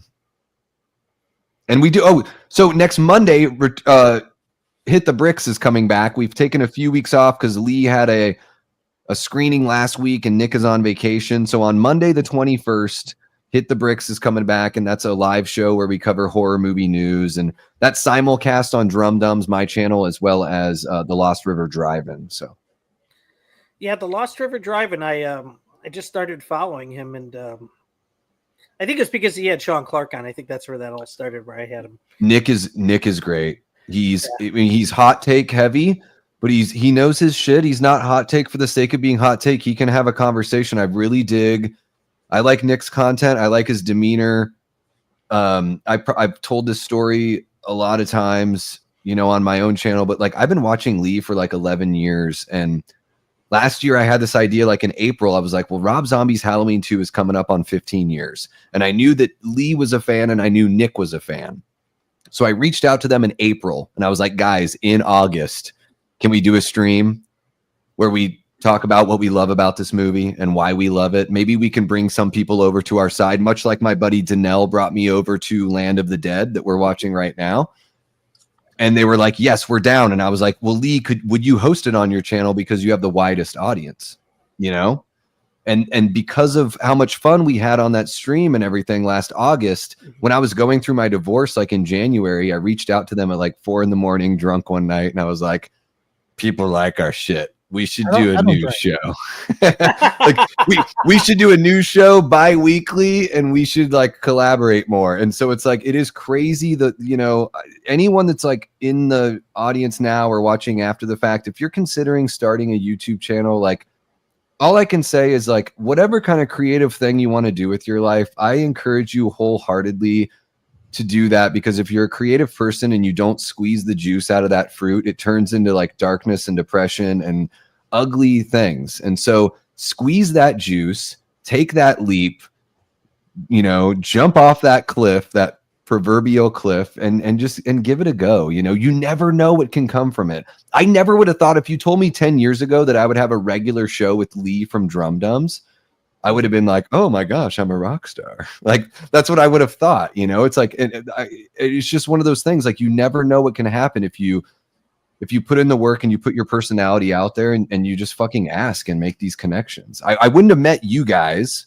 right, if it weren't for this amazing community. And I kick myself in the ass every time that I didn't know you guys when H45 was kicking off, because I was right fucking there. I was just totally unaware. It was literally right after that, I think, where Pat and I really got to know you. I think it was right after the con. Yeah, and it's one of those weird things is sometimes you're just like, you really are just ignorant just by happenstance. I'm talking about myself. Like, I just really had no idea, and I can't wait. Like, H50 is going to be crazy. Like, I'll bring the beer bong. We'll get nuts. It'll be fun. It's going to be crazy. Yeah, I'm actually going to probably stay out longer. I mean, my wife and I, we went for 10 days. I told her, so I'm going to save up. I want to go for 2 weeks.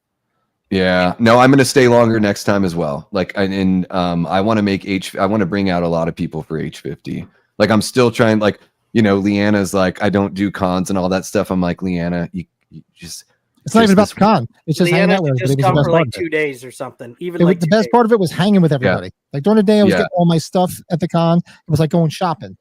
Well, Pat, I slept everything 2 else hours was the first night. Like Friday into the Saturday. I was like, I slept 2 hours. Oh, yeah. Well, my wife made me go eat. She's like, you need to eat. all weekend at Mad Monster, I slept 8 hours. The whole weekend combined. How far is that from where you're at? Or did you stay where it was at? It's just 25-minute drive, but I stayed. Cecil had a room at the hotel with 2 beds, and I was able to just crash with him. Yeah. Those guys from the Horror Show channel, top notch. Love all those guys. It's tough to make friends the older you get. Especially I think for men, it's tougher to make friends. And I was telling you guys when I hopped on the call the other night, Pat, I was like, I'm so appreciative of you guys for, I feel like I have friends, and I feel like I have friends that are like 3,000 miles away. And then, and earlier that night, I was telling Cecil, like, I'm so happy that we met and that we started doing stuff together, because since I've met you, like, I actually have friends now, and it's like, it's fucking corny and all that. I'm a sentimental, for how big of an asshole I seem, I am a sentimental, sensitive, romantic, fuck. I'll just say that. Sentimental. I love it. I won't cry in my beard, but I'll tell you that I love you and appreciate you. I'll do that. So that's just how I am. Cody, member for 10 months, buddy. Thanks. Davey watched Trespass. Sadler, okay. Ice-T, Ice Cube. Interesting cast, that film. It's kind of like Wait, Ice-T and Ice Cube? Mm-hmm. Yeah. Ooh, so a nice cold. Very interesting. Yeah. No, I love that's a good one too. That all sounds great. Yeah, all sounds great. Good one. I haven't watched that in a minute either. This is great when Leguizamo is a zombie now. Yes. It's awesome. He gets his revenge. Yeah, what's up? Missed that movie, Land of the Dead. Well, it's so good, Mateo. Yeah, sure you, and Colin. We watch it. Colin, we put our stream on after that. Or during it, rather. Colin, I'm right there with you, man. This, going to the cons is like, to me, it feels like going to church in the best way possible. And through all the ups and downs and everything, like, this community, man, it's that was my biggest regret last year, was I got screwed, because we were going to do Ireland and England for our 25th wedding anniversary, until we had a leak and had to spend $14,000 on a roof. Oh, Jesus. So I was going to go out and I was going to meet up with Darren and Frank, and then and Colin was there too. Then we go to Ireland to visit Colin. Plus we have friends in Ireland that we visit. So it looks like next year, Colin, not this year. Looks like next year. But it just sucks. I was all gung ho to go, and I'm like, spent a lot of money on the roof. I couldn't do it. Yeah. I'd love to make it out there as well. I mean, I'm like, my last name's Conway. So, my roots, at least with that name, are Irish roots. So to make it across the pond and be able to just check out everything over there, and like, I'd love to go to Wales, or either go to Wales or meet the Twisted Locker guys. I don't know if you guys are buddies with Curtis and Jenks from Twisted Locker, but that's one of my favorite channels on YouTube. I call them my Welsh brothers from other mothers. You guys Darren's had on before, right? Yeah, they're two cousins. I think they live in the south of Wales, and I would love to visit Wales, because there's a town in North Wales called Conway, and there's Castle Conway is up there in Wales, and there's no A at the end of Conway, like in that region, but it's the same idea. So same thing here. I don't know if Colin probably heard of it. There's County Ring in Ireland. So I was curious about that, Pat, because I was like, I don't know. I was curious about what your heritage was, because I just figured you're Italian or something. I look more Italian, and I talk with my hands. I don't shut the fuck up. He's partial Dago. My mom is all. She's the Italian side. My mom was full Italian, and Dad was Irish and German. Okay, and sometimes I just think there's something about, like, the East Coast accents that just they give an Italian kind of feel. Yeah, talk to my wife. Give her a couple. Especially for people like me, if growing up in Alaska, like I'm just about, I have no accent. This it is the flattest accent is the West Coast accent, and I get it. It is an accent, but it's flat as shit. But I can do that Reiki stuff for Colin. Hey, Colin Murdy, Davey Deathray here. I want to tell you. Why do I make it try to sound seductive? It's 2 minutes to 9. Partly cloudy. Yeah. It's 99 cents for the first minute, $2.99 every minute after that. Colin. Just let me know if you need any relaxing messages. I'll be on Cameo. I'll be on Cameo for Colin. Oh, Pat, that Halloween double feature we had for that members only stream. Yeah, that was like Cody, Leanna, Jordan Decker. God, we were feeling it that show. Which one? Remember the Halloween double feature we did? It was like one of our first members only ones. It was like Leanna, Jordan. Oh, that's right. Cody. Yeah. Usually most member streams get flagged by YouTube because we're usually so drunk. I'll go back and be like, all right, this is. That's why I'm never gonna go watch that beer tasting from last time. Oh God. Oh, I've got a couple on my channel that I won't ever go watch again. Killer Clowns from Outer Space. That's what Flet wanted us to watch, but I know it might be sacrilegious to some people. I'm not the biggest. I told him I'm just not the biggest Killer Clowns fan. Well, that's it. It's fun. It's fun. I got to get back to him. I feel bad because he's like, oh, what you guys on? I was like, But neither of us are the biggest fans of that film. But I get back to me. Look, maybe you pick something else. We'll figure something out because that's right. Just not the biggest fan of that film. I that's one of those movies like don't get it. Killer Clowns. Yeah. Well, so I think the thing about Killer Clowns is that it's like it's just a fucking lark, right? So I think that's the cool thing about it. I think most people that are really amped about Killer Clowns, that they love how campy it is. They don't legitimately think it's a great film. Like what I love about it is it's a love letter. I don't hate it, but it just doesn't do anything for me. To me, well, and so what's the difference though between something like Tremors and Killer Clowns? To me, are both like these beautiful homages to like Roger Corman creature feature drive-in type movies that don't take themselves too seriously. Like I love that about those movies. And granted, I would say I think Tremors is a better movie, but I think they're both kind of in the same lane. Yeah. Love the ending of this movie. Sorry, I know we kind of like talked about whatever. That's what it's all about. She should have got naked. Oh, I'll get naked. I wanted her to get naked. Oh, no, wait, here. Oh, I'll get naked. There we go. Taking my clothes off. I have no shirt on now. Dong's out. That is Land of the Dead. That is Land of the Dead. 20 years old. Zombies unite. What's up, Castler? Absolutely. Boys, heading out. About to start my first watch of Barry Lyndon's. It's 3 hours and 15 minutes. But it's been fun. It was a great night. Good to see you. Man. Thanks for super chat. Long Kubrick. Good luck.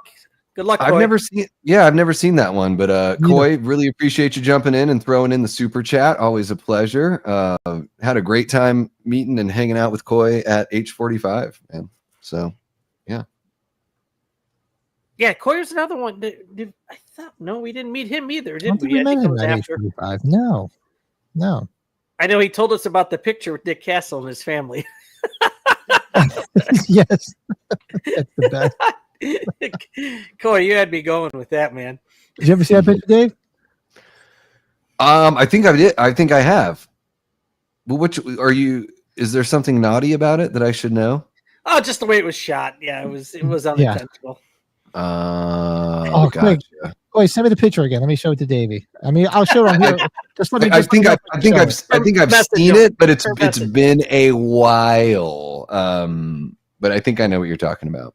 There was a lot of fun pictures there. You know, Pat's buddy got the Dick Warlock with his dentures upside down. So I was worried, and I haven't shown this on like my own. So I think I just shared it on Twitter. So I understand a lot of people aren't on Twitter, so I need to share it elsewhere. But the very first night, you know, I got a little rowdy at Mad Monster, and there was a guy that was cosplaying as Ghost Jason, and he came by to meet Vin. And I was like, oh, I want to get a picture of these two guys like killing me, like choking me or whatever. So I get down on like one knee and they're both like choking me. And I just wanted a picture. And then Cecil pulls out his phone and I'm like, oh, fuck, now I got to bug Cecil about a picture. And Cecil does this video and they're like, you know, choking me back and forth. And when I stand up, I go, God, I hope that doesn't look like I'm sucking two dicks. Wait. God. Because that's the first, like, I got up and I was like, oh shit, it's either gonna look like they're killing me or like, oh no, and I've been drinking. Really? Coy, I feel bad now. I feel sorry. terrible. I'm sorry. I was pretty drunk too the whole time, the whole weekend. But no, I don't. I remember people coming up to me, but maybe because I'm not putting the name, which is Happy Sanjo, to Coy. We were finally starting to put names with faces there. So yes, Every time I ran into Coy at age 45, he was like, I just had like 200 milligrams of edibles. And I'm like, oh, damn. Because I'm such a lightweight. Like, regular cannabis user. I mean, at that time, regular cannabis user. And then I'm like, oh my God, like I can't even dude, if I had 10 milligrams, I'd be asleep within like 4 or 5 hours. Like, it would just knock me on my ass. So I was more like, fucking salute to you that you can handle it. Holy cow. No, my best experience at age 45 was we had just gotten to the hotel, met Lurch for the first time because we always chatted with Lurch. And we get up, we're on the elevator, we get up to, I think we were on the 3rd floor, if I remember correctly. We get out and this guy looks at me and goes, aren't you the guy that does that podcast? And my wife looks at me and goes, seriously?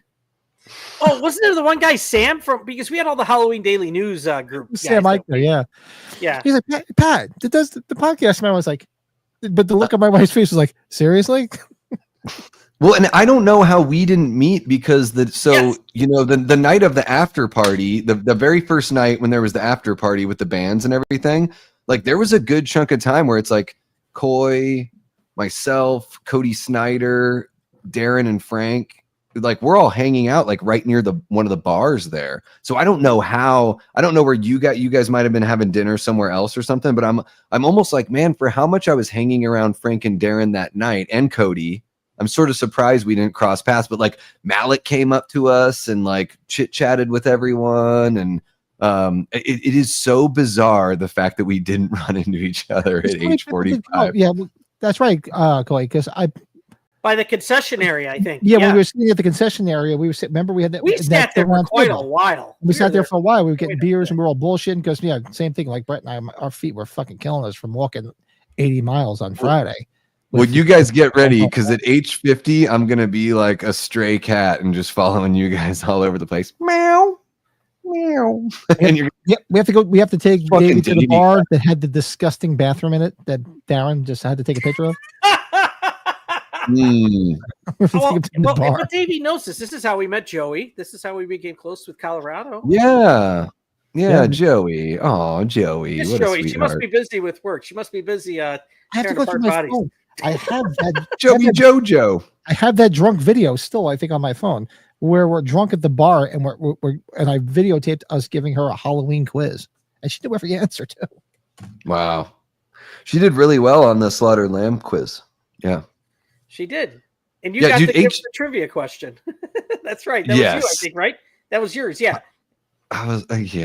I didn't think I took. They gave me a time limit, and then I was like, "Oh no, they're making." Oh, and then they busted your chops, right? I think they did. Yeah. I was like, Frank, I hope it was okay that I talked that long. I just wanted. Oh, I have a problem. I'm the 5th out of 5 kids, and I'm constantly looking for validation. What can you say? That's why I'm on YouTube. All right, I got problems. All right, so I'm going to end the poll right now because it's pretty much a landslide. So ending the poll. So it looks like next week we're watching Edward Scissorhands. That's a good movie. Maybe the winner is 45%. Anthony Michael Hall saying, "I'd give my left nut to see that again." That's a classic line right there. And Anthony Michael Hall at age 45. So see, guys, it all ties together. Real Hunting. Hey. Real Hunting, what's up? Up there. Hey, what's happening, Brett? Guys, Good Real Hunting. If you haven't already subscribed, I love those guys. Love their channel so much. Even though Brett is a dirty Chiefs fan, I still love him a lot. But his name's Brett with 2 T's, so it works. So yes, yeah, it's not Brett. Brett. Love that. Never thought of it like that. That's good, Davey. Yeah, guys, dude, age 45. Oh my god, what a fucking time. We should do. We talked about it last year with Darren and Frank. We were going to do like a age 45 revisited. Maybe this year we'll do it with them. Well, and Davey, I don't know because you're out that way. We've also talked about hitting Salt Lake. You want to go to Utah? Yeah, we got to go to Utah. I want to go. I want to go out there. Mormon. I want to go. Got to go and see the Fletch sites. Silent Night, Deadly Night sites. Dude, Oh, my no, goodness, you just right? Pat, you just made my pants really tight with Fletch because Fletch is a top 5. No joke. I feel like people think I'm joking when I say this. Top 5 of all time. If you for ever me. show up at a family function with me, my brother, my cousins, 90% of the conversation is quotes from Fletch. Yeah. Pat, your family, you and your brother, you get along with me and my brothers because it's some sort of Chevy Chase quote. It's one of the vacation movies, or it's Caddyshack or Fletch. And there have been times in my life where I swear we've only spoken from those quotes. It's yeah, dude, Fletch is unbelievable. Wait, yes, we should go out there. Isn't there a book about a children's book about elephant name, Babar? I don't know. I don't have any. Children? Children? Elephant books. Books about elephants. B-A-R? Yeah, but not right next to each other. That's 2 B's. Well, yeah, you can say it right together. Yeah, that to this day, I mean, and guys, I mean, who's been? Well, Cody's not in the chat anymore. Cody and Jordan have been to my house. Like, just ask them how many times I must have said, like, people are like, what do you want? I'm like, the Beatles' White Album, the hit of Alfredo Garcia. Yeah, a glass of hot fat. To this Don't day, give me the head of Alfredo Garcia while you're out there. every time I'm out somewhere, I'm like, put it on the Underhills. Yeah, I'll have a steak Gracias. sandwich and a steak sandwich. Thank you. How about a Fresca? Sorry. Can I borrow your towel? I just ran into a water buffalo. Larry, I love your body. What Day of the Dead is this? So Amazon went to some Day of the Dead. This must Some be fucking 08 Steve Miner bullshit with Bing Rames and Mina Suvari. Yeah. Yeah. That's what it went to. What rock is she How doing did- these days? How did Steve Miner, with what he's doing with that movie, it's like, dude, no wonder people talk shit about H2O. No wonder. Like, you did 2 of the best Friday the 13th. What happened to you, Steve Miner? Like, Fucking Nick Cannon? yes, no. Day of the Dead 08 is a fucking atrocity. Don't, please, nobody watch it. Don't ever watch it. I hate that I have to say Day of the Dead 85 if I'm not talking about the 40th anniversary. But I know 4.5. Leanna, our gal, Leanna Bebby Rage, Miss Zarili, she is a huge Friday the 13th Part 3 fan, and Miner did a great job with Part 2 and Part 3. I love Part 3. What the fuck great. happened after that? What happened to him? Rhino Girls from Part 3 too. Yeah. Yeah, that's the thing I think that I might have the biggest problem with is I'm not a big fan of Chris. I don't know why. I don't know why. I really don't know why. But what happened to Miner? You know, you go from 2 and 3, then you do a bunch of Dawson Creek shit, and then you H2O. allow that alien mask into H2O. Ugh. Lake And they- Placid. Yeah, and Lake Placid is like, at least it's fun. tongue in cheek. And it's Like fun. it's like It's not fun. trying to be serious. Like Betty it's White. fun. Yeah, yeah, for sure. Yeah, it's like Bill Pullman with his whole like. Bill Pullman's just great. His fucking kid is amazing. What's his kid's name? What's the kid's name? Lewis Pullman from yeah. Strangers Pray at Night, and he blew my balls off in Thunderbolts. I mean, I don't know if you guys saw Thunderbolts, but that was really damn good. I heard it was good. The Chiefs are special to me. I think I've told you guys a story about this. My next door neighbor was my best friend. He was a diehard Chiefs fan, and the Chiefs sucked for many, many years. And 10 years ago, this year, he was tragically killed by a drunk driver. Fuck. And right after he was killed, they went on this fucking tear. And to this day, it kills me that he's not around for that. So every year I root for I'm a Giants fan, but I always root for the Chiefs fan because of Tim. I got a good Well, and combination of people there. It's coaching, Well- the players. Yeah. And I think there's something like, so for anyone that's hanging out in the chat, like if you're not a big football fan, I think it's this weird distinction with football. It's like you can the Chiefs aren't in the NFC, so you don't have to ever worry about them taking your spot to the Super Bowl. That's like my brother. So My brother's a diehard Giant fan that has Giants season tickets. His AFC team, even before this tear, was the Chiefs. He always loved the Chiefs. Yeah, so there's like he's like, oh God, you don't see many Chiefs fans in this area. So he Yeah. bonded with the neighbor because he was a Chiefs fan. and you can have that, like, I don't know if I don't think that I really have an AFC team, but it doesn't feel as conflicting. You know, it feels like you can root for, you know, I try to be it's very, very tough. I try to just root for my team, but there's like, I have friends and family in the Baltimore area. So there's a part of me that's got that like root for the Ravens kind of thing, you know? And that's awesome that you've got that with the Chiefs. And yeah, that's what an awesome tribute there. For your friend. Every year, I root for them every year just simply because of him. And every time they won a Super Bowl, I'm like, son of a bitch, you should have been here to watch this with me. Yeah. Been here. When I really don't. Here's another story to that. You guys have all seen, you know, Miserable Mike, my neighbor who hates everything. Who's always, you know, my buddy Mike Russo. He's doing okay, by the way, after talking. He lives in that house. And it's so because like I said, I became best friends with the previous tenant, my friend Tim, and his wife Liz lived here up until about 3 years ago. Is it almost 3 years ago since Mike moved there? 2 years ago. So when she said she was selling the house, I was like, oh God, what am I going to get stuck with? So when she finally sees like, I sold the house. I'm like, you didn't consult with me? So, that sounds hysterical, Pat. and I've told Mike this. She goes, something tells me you're going to get along with this guy. And he's like my best friend now. He's your kind of prick. Yep. Yeah. He's just as fucked up as I am. It's like, have you ever seen that movie High Fidelity with John Cusack? Oh yeah, Chicago. Brett, I'm sure you have. They shot it right in your home city there. Great. I love that line where he's like, it's not what he looks at the camera. He's like, it's not what you're like that matters. It's what you like.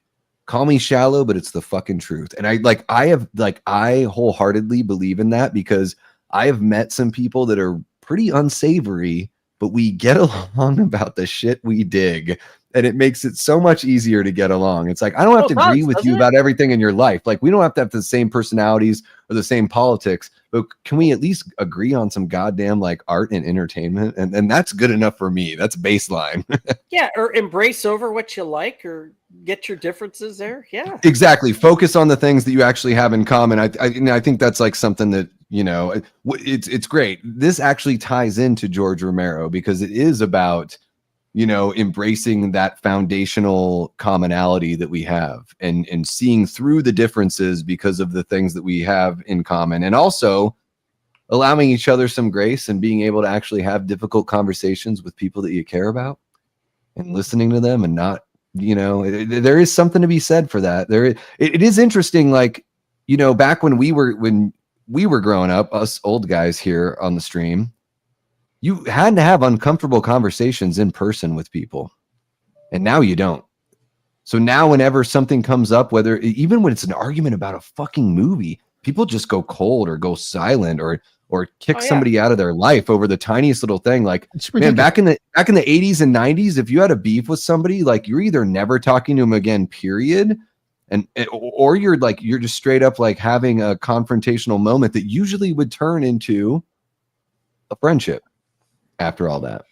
Well, that's what I try to explain to my kids. I said the way it was now, like nowadays, it's so bad with social media and like if kids have fights or they don't get along, screw that. And when I was a kid, I said, look, when I was in high school or grade school, you got in a fight with somebody, you beat the shit out of each other, and then you became best friends. It happens so much to me, even in my tiny hometown. The people that I thought I had a rivalry with, it really was just this misunderstanding. That is common. Yeah. And then I've even had it happen with siblings where it's like, oh wow, the sibling that I thought I didn't get along with, you know, the reason why we didn't get along for a lot of years is because we're actually a lot alike. And it's like our stubbornness butted heads, but we're both that way. You know. Look at Goy throwing $1.99 again. Thanks, buddy. Going to get the Shout Factory H. Is that the ones that are pre-orders on Amazon? On Amazon? Yeah, I pre-ordered them. Yep. I like the artwork. Too. It's the same shit over and over again, but duh. Yep. They're taking it. They're whoring out as we don't. Yes, they are. And so I did buy them. And the funny thing, I was telling Brett when I bought them the other day because I haven't. For you folks that buy on Amazon, get an Amazon credit card because I use it for everything. Yeah, and you build up so many points. You get points. I pre-ordered the 2 Amazon DVDs. Didn't pay for them. Every week when I order a movie off of Amazon Prime, I don't pay for it because I have so many points built up. So that's the best way to do it. And I gifted 5 memberships. Fuck yeah. Yeah, Koi got one. Koi got one too, which is awesome. 69. What is the show that? Oh, is that on regular? Chucky Myers 78. Dilated Entertainment. Sky Gene. And speaking of my next door neighbor, Mike, he got a membership. No, Cody Decker didn't get one. Son of a bitch. Yeah, Mike got one off the break his balls. So sure you're not paying for membership, prick bastard, you? I'm going to tell you though, Mike. Though, like when you talk about it, like obviously him and I went back and forth because the Cubs. And he got it from Cody. Cody gifted one too. Awesome, thanks, Cody. Cody. That's right. But well, Cody knows Mike. He met him. He hung out in the man cave. Yeah, Mike's good people, man. So who got it? Sky Gene, dude, Mike and I, Happy Sanjo, Mike and I would get on like, what do they say in the UK? We would get on like a big house on fire. Like I can fucking jam with that dude. Yankees fan, and I'm a total asshole. So like I'm into it. Like, bring it on. Mike is awesome because Mike he just gives no fucks. Dude, well, and I swear, dude, like I swear to God, like yeah, I was born like so everyone knows. For those that don't know me, I was born on the East Coast, Groton, Connecticut, May 18th, 1982. Lived in Bowie, Maryland until I was 3 years old, and then moved to Juneau, Alaska, and was there for 23 years. But I feel this connection with the East Coast that is like some of my favorite band of all time, Lifetime from New Brunswick, New Jersey. Even the people from New Brunswick, New Jersey don't even know who Lifetime is. And I grew up in fucking Alaska, and I've been rocking their shit. So I get it. I love the straightforwardness. I love everything the East Coast has to offer. When are you coming this way? You're coming here with Cecil, right? Yeah, that'll be. So originally we thought it was going to be August, and then they've got a bunch of stuff going on at the Smod Castle, and this is all like we're still putting together the plans. We don't have definitive dates, but Cecil, it's all his. He set it all up through the Horror Show channel, but he met Kevin Smith at a convention at Fan Fusion like a month ago. Gave him a copy of Dylan's New Nightmare and was like, hey, I hope you dig my movie. It's this fan film that we made. It's a legacy sequel to Wes Craven's New Nightmare. And I think what would be really cool, because there are all these great fan films, I would love to host an event at Smod Castle at your theater in Red Bank, New Jersey, and showcase fan films from all sorts of genres. And I can curate the event. I'll find the fan films. I will reach out to all the creators of the fan films to get their blessing. I can bring out my team to help co-host. And if any of the fan filmmakers want to come out and take part, like we can do that too. And Kevin was like, I love it. Reach out to my guy, Ernie, that runs the theater, and we'll get it going. And within like 2 days, Cecil was talking to Ernie and putting everything together. And we have 37 fan films. It's like a 9-hour event. No, so we broke it there. I went to school in Red Bank. I used to live 10 minutes from there. I went to a community college there. I took music theory at the college down there. That's why you're such a badass guitarist. That fucking music theory shit. I should have done that. I should have gone to school for music. So yeah, we're gonna break it up. It's gonna be like there's like a video game section, a horror section, a sci-fi section, and a comic book section. So we're still figuring out all the details. Do we sell like a whole day pass at a discount, or maybe you just come for one block or whatever. But yeah, in January, we're looking to all fly out there. What's crazy is I found out this week at Mad Monster, there is a local vendor here in the Phoenix area. They're going to do fundraising to send us out there. So this group is going to raise money to pay for plane tickets and hotels and all that stuff. And like, anyone that is on the East Coast, like I want to kick it with all of you guys. Like, I want to do I'll grab Miserable Mike. We'll come down for the weekend. And I want to do a karaoke night. I want shit to get crazy. Like the only thing I got to figure out really at this point is, do I rent or buy a tux? So because I'm going to co-host this motherfucker. Like, let's get the tux t-shirt. It's better that way. But I might look really good in a 3-piece with a thin tie. I don't know. What do you think, Brett? My computer's acting up here. But I can still hear you. And you look kind of disgusted with me, so it fits with what I'm used to experiencing in my real life. Dr. Rosen. Dr. Rosen. Dr. Rosen penis. Yeah. Dude, I think that's pretty badass. I didn't know that there's that connection with the guy that runs melanoma or carcinoma or some type of noma. Theater. That's pretty damn cool.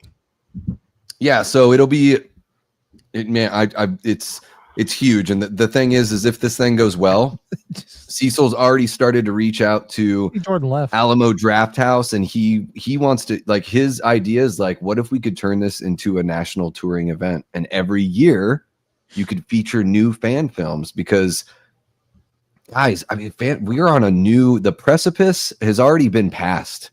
Like, Vincent DeSantis kicked this thing off. Like, love him or hate him, however you feel about the guy. I know some people don't like him.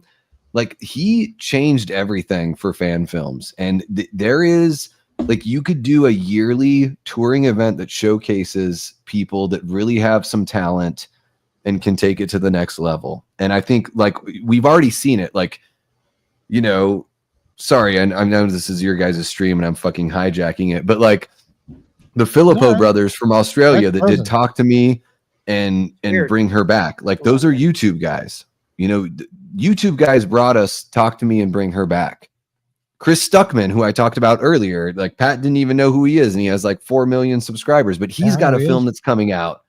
And so it's like, a rising tide raises all ships. Like, they Bring Her Back? Because I watched that with Mike, and of course he hated it. Yeah, and I didn't like it too. I didn't like it like a lot. Like, I like Talk to Me more, for sure. Talk to Me was better. Yeah, Bring Her Back was. Yeah. There wasn't so my problem with Talk to Me or with Bring Her Back, the technical filmmaking is beautiful. Sound design's great, really great performances. I felt like the story, it was amorphous. Like, for the first 45 minutes to an hour, I was totally in. And then at that point, I was like, I fell off. When are you going to give me the meat? I'm waiting for the meat. So not a bad movie, but not my taste. There you go. So yeah, I mean, so hopefully we can turn this into something. I think, you know, for those of you guys that haven't interacted with or met Cecil from the Horror Show channel, first off, I would definitely recommend that you subscribe to the Horror Show channel. They've been doing it for 11 years.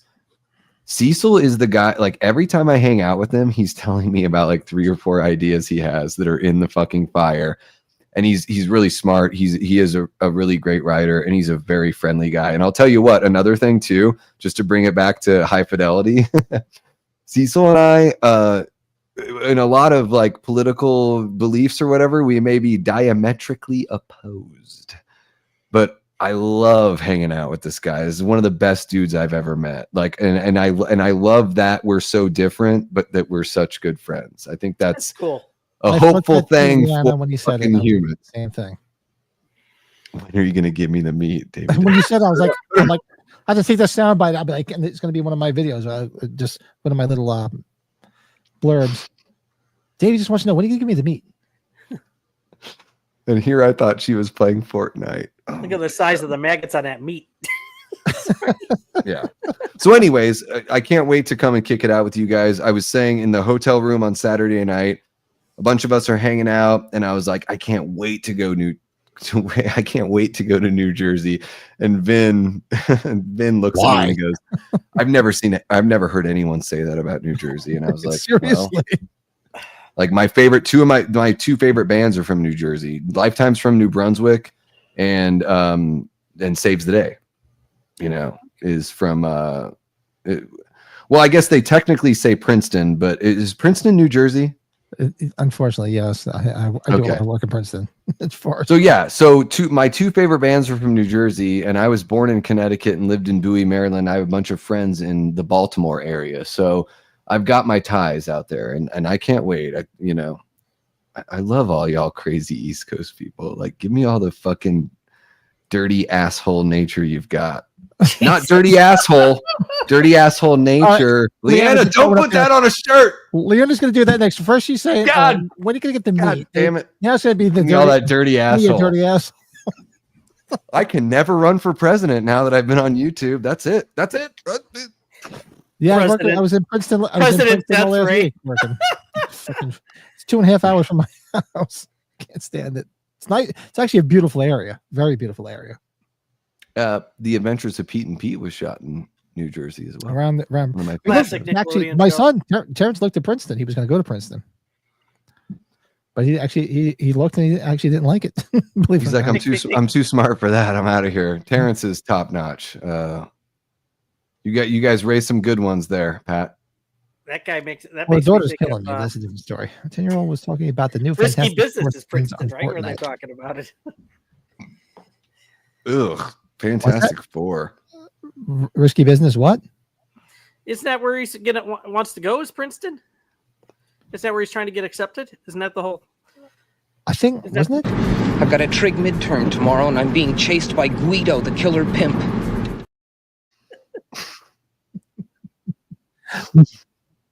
Fantastic Foreskins. Oh my god. I don't know about that Fantastic Four movie. Looks dreadful. It I looks don't know. dreadful.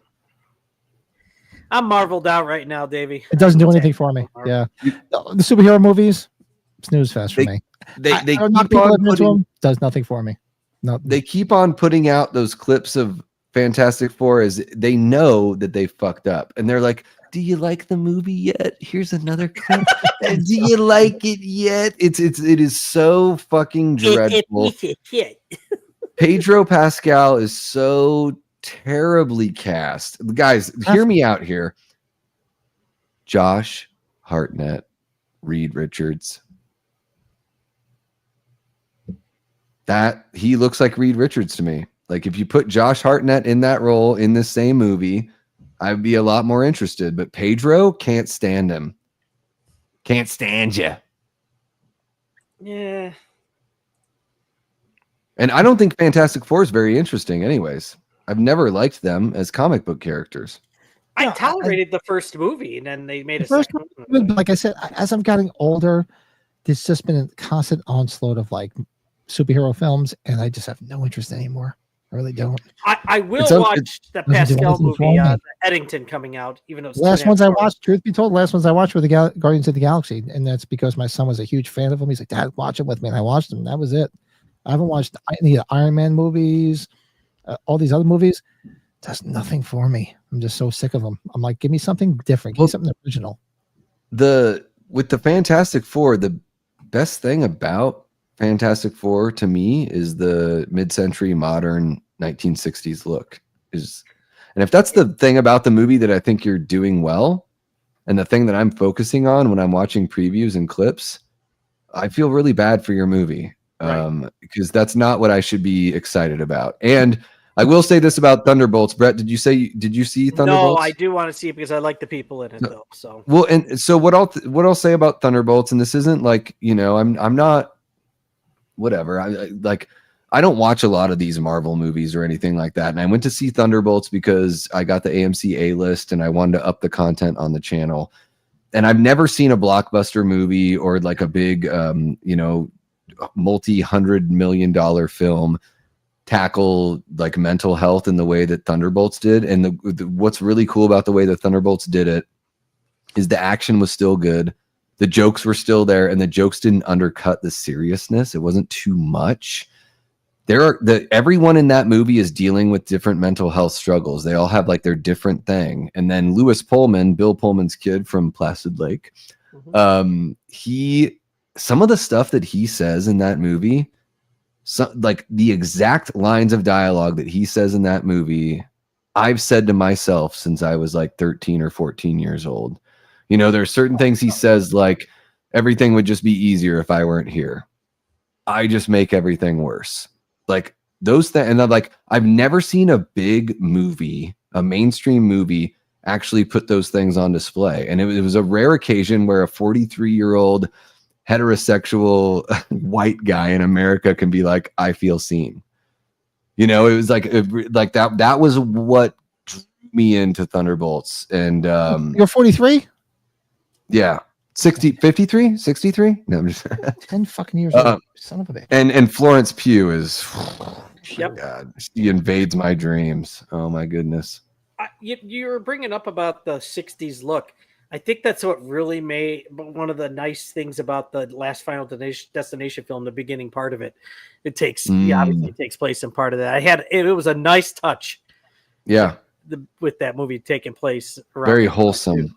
Very wholesome. Yes. So it's funny. Yeah, I was thinking of Final Destination, and I was like, man, that's that's one of the better. It is one of the better. To bring it back to just being a more horror channel focus. Like I think the Final Destination franchise is probably like a C plus, maybe B minus as a franchise. That movie Bloodlines, I think, is a top 3 in the franchise, one of the better movies that they've made, and a movie that kind of ties everything together, in a lot of ways, and I think like makes sense of all the movies that came before it. Yeah, really tied it together, and the swan song for Tony Todd too. I think all horror fans need to check that out, even if they're not big Final Destination. Oh, dude, the tribute to Tony, that is something that could have gone.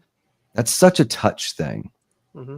It's like there are these things when we like. Yeah, I'll probably watch listen for that.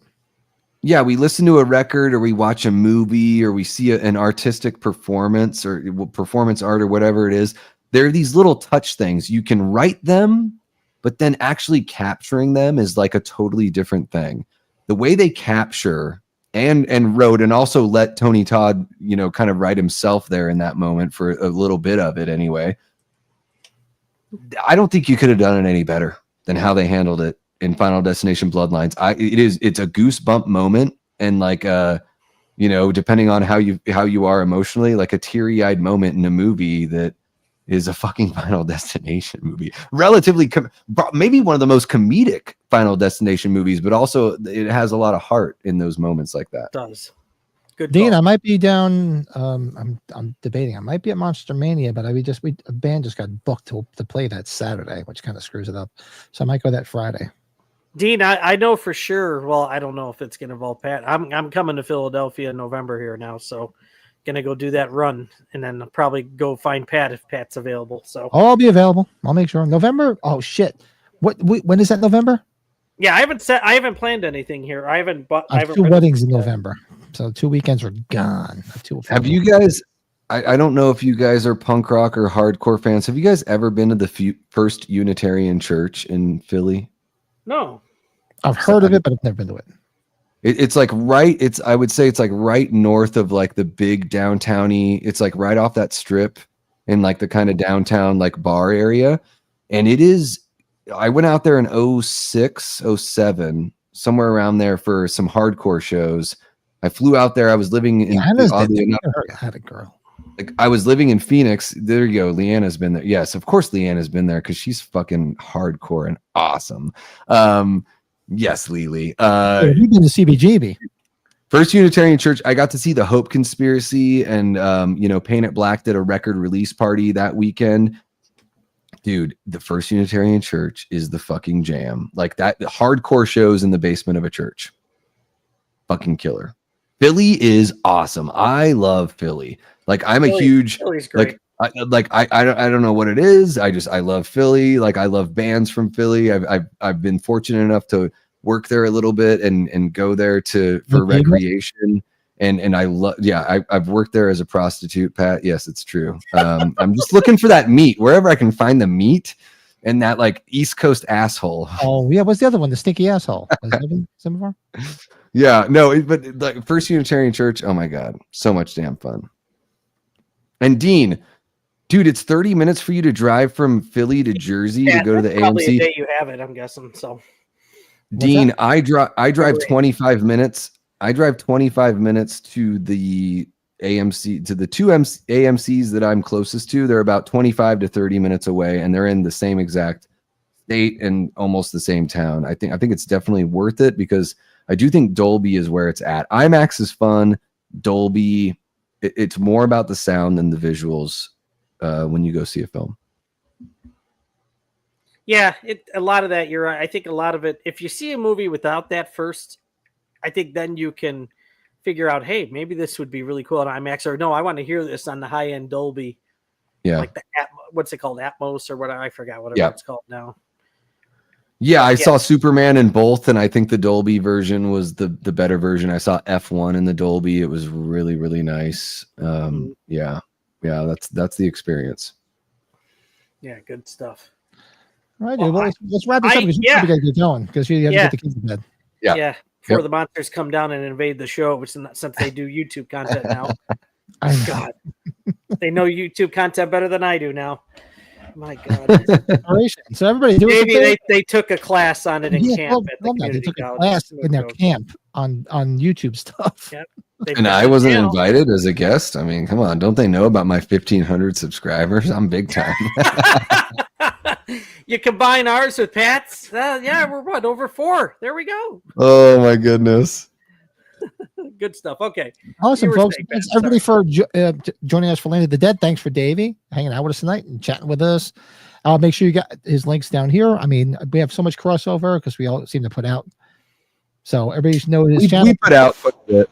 I put out here, so make sure you do it. So go head over there, check out Davey Deathray. He does a lot more than I do. I wish I had the time and I wish I had the energy to do it. Well, here's the thing, Pat, you do more pre-recorded content and I just go live more because I'm lazy. Like that's what it is. I'm leaning towards the live stuff because it's the editing stuff. I don't mind the videos. Like I said, probably not till after the summer because they take too much time and it's just too nice outside. And being in the Northeast, you know, you have these fucking long winters that are cold and snowy. When it's nice out, you want to be outside. You don't want to be in here. Yeah. Davey, I think I could speak for Pat too. It's been great getting to know you. I really look forward to meeting you in person. Especially. Most important. God, geez, you're something else, Pat.